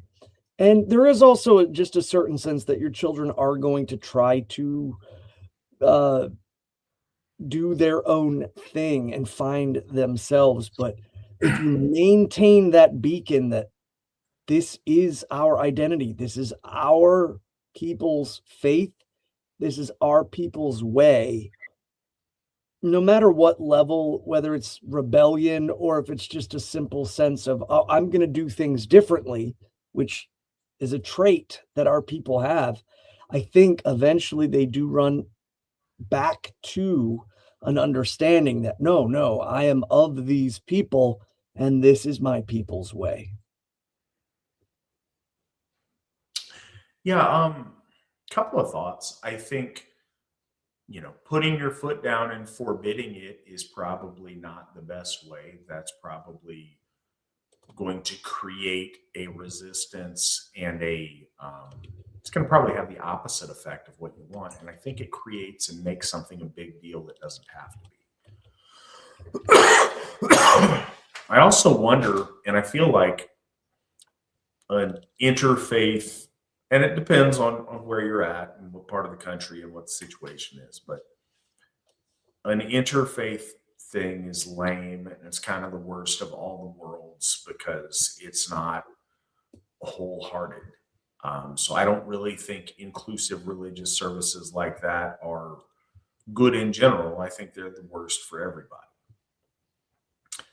I remember when I was with this black guy that was bouncing with me named Ahmad, and Nelly was teaming up with Florida Georgia Line and making country rap. And we both just looked at each other and were like, no, when Nelly's singing country music, we all lose. Like, you don't have to blend the two things. Like, it just makes it the worst of both worlds. So, I wouldn't push that other than if asked and when it comes up, you know, what I would avoid, there's a fine line between forbidding something and refusing to approve something. I don't think it's okay, and I would not say it's okay under any circumstance. But me not endorsing it is not the same as forbidding it or making it a huge deal. Like, hey, what do you think about this? Well, I'd prefer you didn't. I know you got time with your friends in other situations, but I think as a matter of loyalty to the ICER, I wouldn't want to attend a church service not devoted to their worship. And I think that that's probably what I would suggest on that front. On your second one about more recognition of ancestral faiths, I would make sure that your children have the option not to do the religious stuff that the others are doing. But what I wouldn't do is try to ruin something for everybody else. And that's what I think we need to be really cautious of. If you've got a scout troop and 99% of them are Christians, let them have their Christian service and do your own thing when you have time to do that. Trying to facilitate something to where everyone gets what they want is good. But sometimes when people can't get that, they try to facilitate so nobody gets what they want. And I don't think that's good. I don't think stopping everyone else from a sincere participation in their faith is beneficial. What I think is important, and I haven't interacted in the scouting system since 6th grade, so I don't know. But if it comes up, I would be very open that you and your family are Asatru and explain what that means. I would never shy away from that. And if there are projects or merit badges or things relating to faith, I would enthusiastically do those under an Asatru interpretation of them, and proudly participate in that. And I think that might go a long way. I would only really worry about advocating for stuff if in some way your child was being pressured or made to do something against our faith. But again, those are my thoughts from a great distance and not really knowing some of the specifics. So that might vary depending on your circumstance. And the last question for tonight. If I had religious feelings, I would want them to be for Asatru. I don't think my feelings are unique. How did our ancestors deal with a lack of any religious faith? Svan, what would be your response to that? So one of the big points, and I think Hilda Davidson talks about this, is the negotiation of the place in the world was left up to the person who is the being of will. And we spoke about that earlier. So you are a being of will. Your soul is being projected into the world through your will. And so there's that sense of freedom. Now, I don't mean it in the just nobody can tell you what to do, or no, that's not the point of that. Is that once you lock your will to something, it is incumbent upon you by honor to continue to do it. It's not about just I'm not going to do what people want me to do. No, it's your will, and this applies culturally across the board. Our ancestors saw that if someone had even momentarily, an ill look, there are many times in the sagas where a warrior who loses family or loses a loved one and can't understand why the gods would do this to them. And they had perhaps a sour look at the divine. it was generally seen that our ancestors would say, well, that's the path they must walk in negotiation with the divine. Now, I think it would be far more ludicrous to them if they were to say, oh, there is no divine. But, it's much easier for people to say that now because they look at the minutia of science as some sort of defense. And that's because Christianity is unique in its deism, where it creates this system, nameless, faceless, unapproachable, everywhere, all the time, everything, judgmental, deity, without being able to look at any of the details as to where and what. And again, or it's selective. Oh, no, it's all love, because we're focusing specifically on this rabbi who's Yeshua, but no, he's not Yeshua. He's Jesus, and he's not a rabbi. He's that amorphous God. It becomes very confusing. So I think that a lot of monotheism and modern day Western Christianity has led our folk into a disillusionment. And on top of that, science and has become kind of like this back and forth stick against. Whereas I think in Asatru, when we look at science and we look at the majesty of the way the world is built, we see the gods there and the intricacies. And we know that nothing in the universe works in its singularity, and that nothing is just simply sourced only from the masculine. There is the masculine, the feminine, there's push, there's pull, there's interaction. We see it in the gods, we see it in nature, and it makes sense to us. And we don't reject, and we don't toil with this conflict. But if you are a person who feels wronged by the divine, that their will has somehow overridden yours, in our culture, the idea would be for you to rise up, not in a sense of, oh, I'm going to beat the gods, but no, it's like, despite all hardship, I will arise. Gods and ancestors be, snubbed by this, I'm going to rise. And in truth, I think the gods do that sometimes. They expect that in us, to rise, because sometimes some of us are so hard-headed that we can't listen to the gods. We have to experience things far outside of our comfort zone. But from a historical sense, most of the time it was, this person does not have, it's like the opposite of troth with the gods. They have a bad relationship.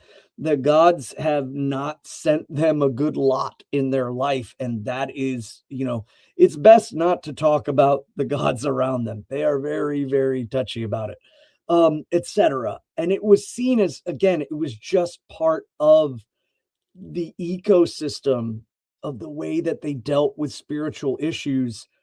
But as we have gone, a lot of people say, like, oh, you can't get into politics and be in an Asatru. Asatru isn't about politics, or, it's like, that concept is like, okay, so our ancestors only did monarchies, so we should all be monarchists. No, governance is the point. And as our folk have encountered a bigger understanding of the world that the gods knew we would, they're watching to see us and how we negotiate and act. It's always a frontier. It's not just a frontier physically that we go into conquering and creating, an internal frontier as well, as we move into the unknown about ourselves. And they're watching us, and they want us to be honorable. And that doesn't always indicate that they need to complicitly be part of it. But now is a unique time. Back then, everyone was Asatru.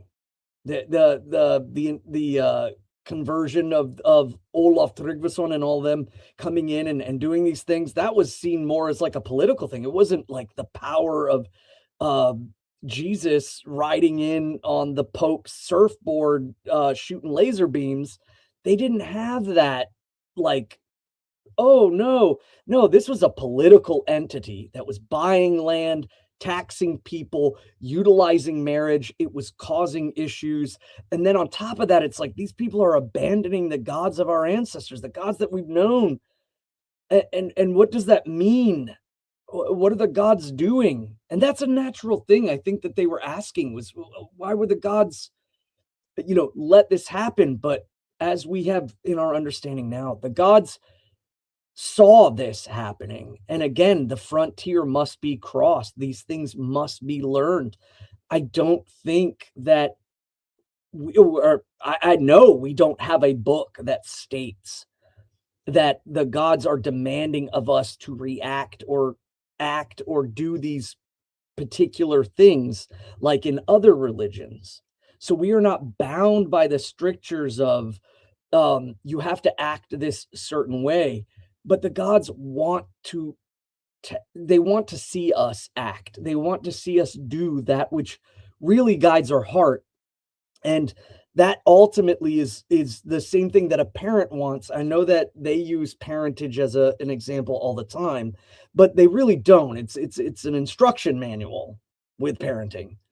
But we know in reality, there are times when you're not going to be there to instruct your child. And so you want your child to, that moment is scary, but they're going to have to react. They're going to have to engage, and they're going to have to utilize the gifts that you gave them, even though you're not there to press the button or flick the switch or give them the script. And that's the make or break moment.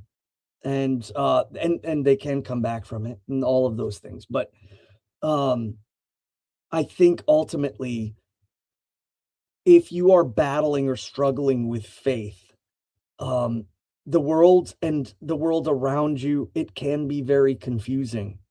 I think that you should seek out, and I'm not speaking about other religions because, again, you're going to get somebody who is explicitly built on trying to convince you and convert you because soul winning.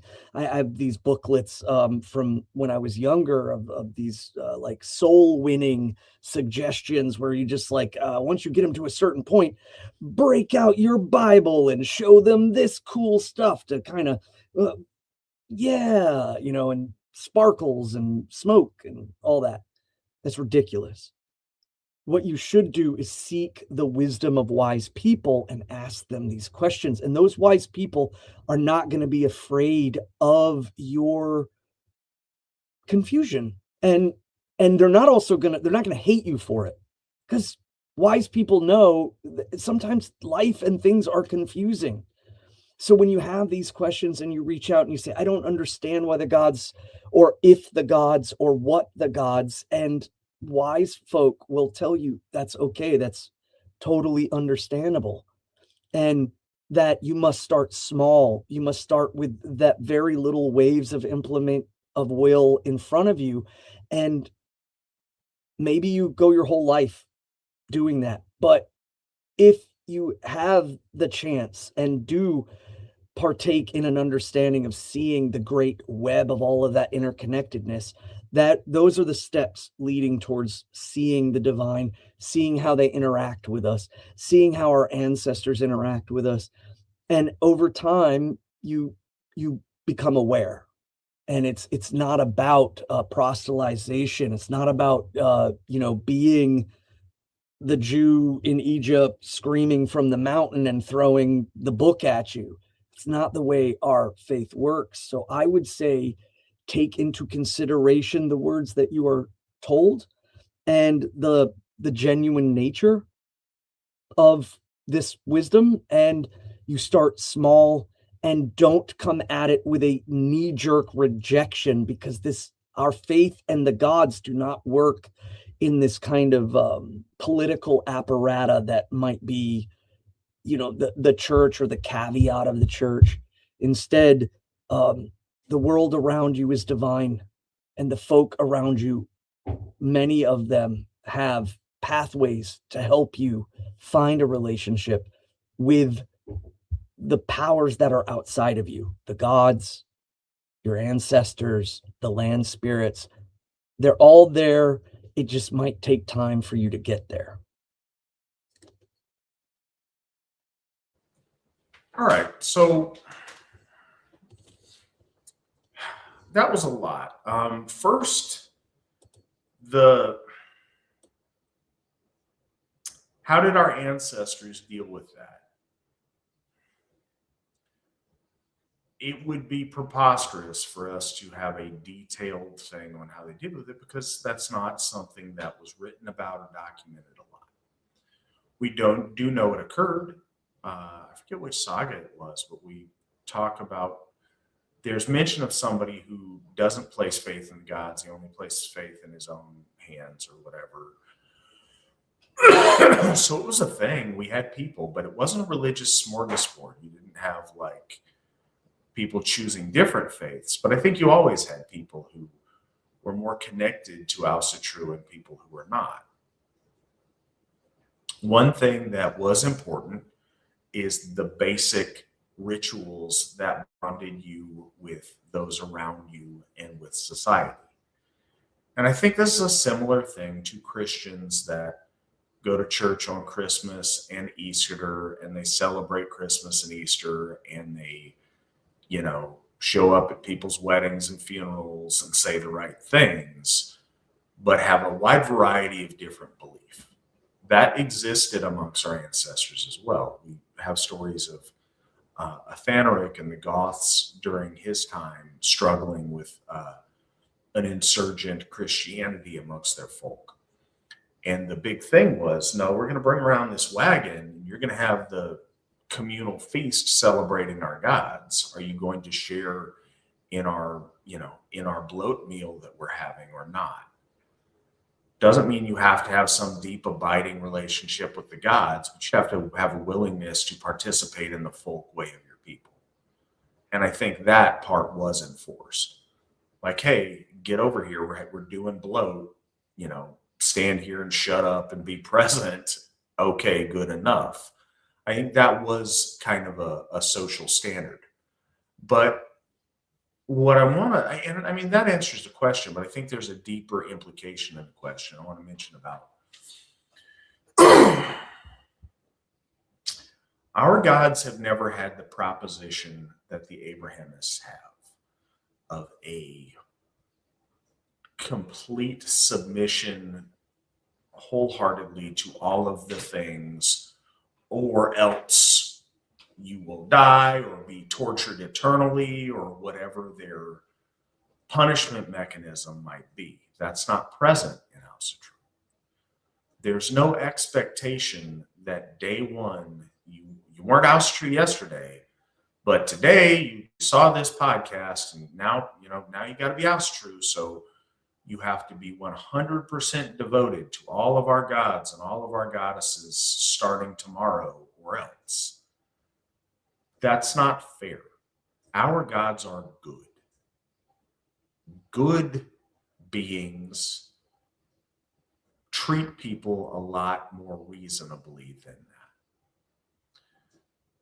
What is invited is for you to approach the gods with a degree of openness.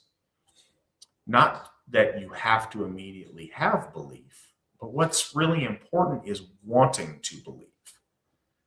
And I think that if you reach out to the gods, if you go to your altar and you make offerings, don't do it under any false pretense that you have some deep abiding belief, but say, hey, here I am. I don't know if you guys are there or not. As you said in your question, you want to be Asatru, or if you were religious, you would want to be Asatru. And I think deep down, we all want to be religious, even if there's arguments in our head that prevent us or that hamper our ability to wrap our minds around religiosity. But a lot can be gained just going in front of your altar and saying, hey, here I am. I want to believe. Here's some mead. Here's some incense. Here's a cookie. Here's whatever. I'm here. I'm listening. Hail Odin or whatever. And see. An openness of mind and an openness of heart go a long way to facilitating that initial connection. What I think often helps people, but not in every case, but something that is often helpful is starting with your ancestors. Starting with, I think inherently in the human condition, people believe that their dead loved ones exist beyond the veil. When asked, no, people scientifically don't want to sound silly. They won't try to justify it. They can't quantify it. They can't make an argument.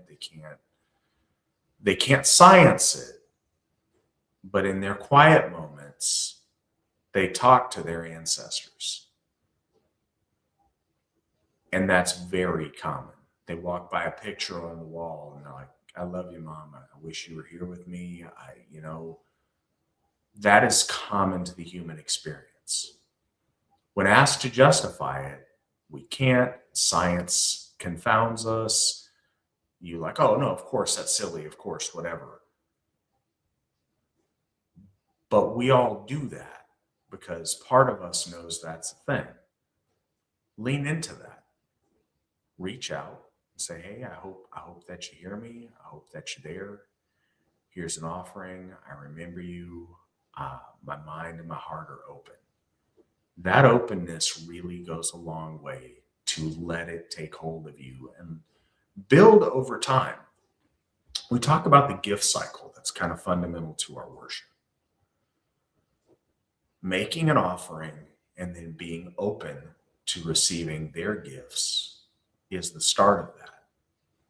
We overcomplicate a lot of things. We think we need to scientifically justify these things. I can't scientifically prove to you that there's Asgard and, Odin sits on a throne in Valhalla and does this and does.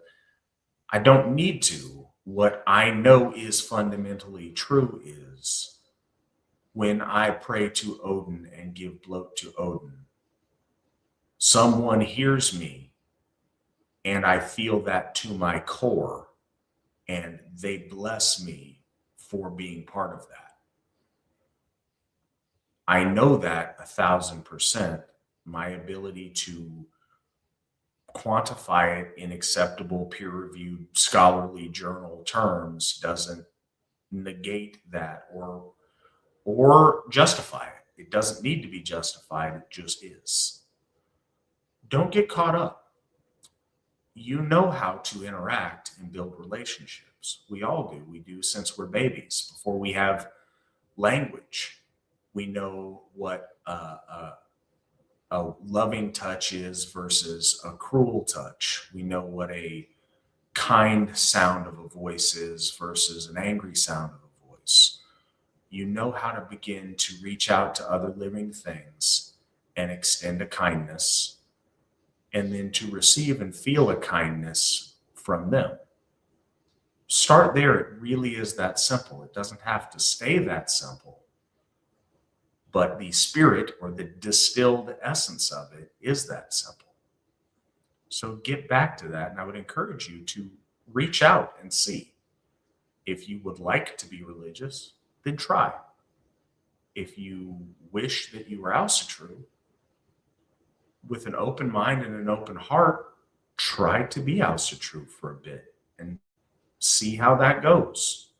And that's what I would encourage that you do, or anybody else who's listening that finds themselves with similar thoughts or similar, questions would do. But yeah, I appreciate you guys all for being with us on the show tonight. I appreciate everybody's great questions. Svan, thank you for imparting your wisdom to us. And Nick, appreciate all that you do. Thank you for everybody that donated this evening. We've had some generous donors. We appreciate that.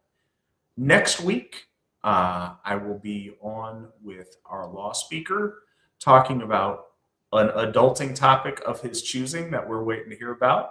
So no doubt that'll be good. And yeah, till then, hail the Aesir, hail the Folk, hail the AFA, hail Alexander Rudd Mills. Hail. And remember, victory never sleeps. Good night, everyone.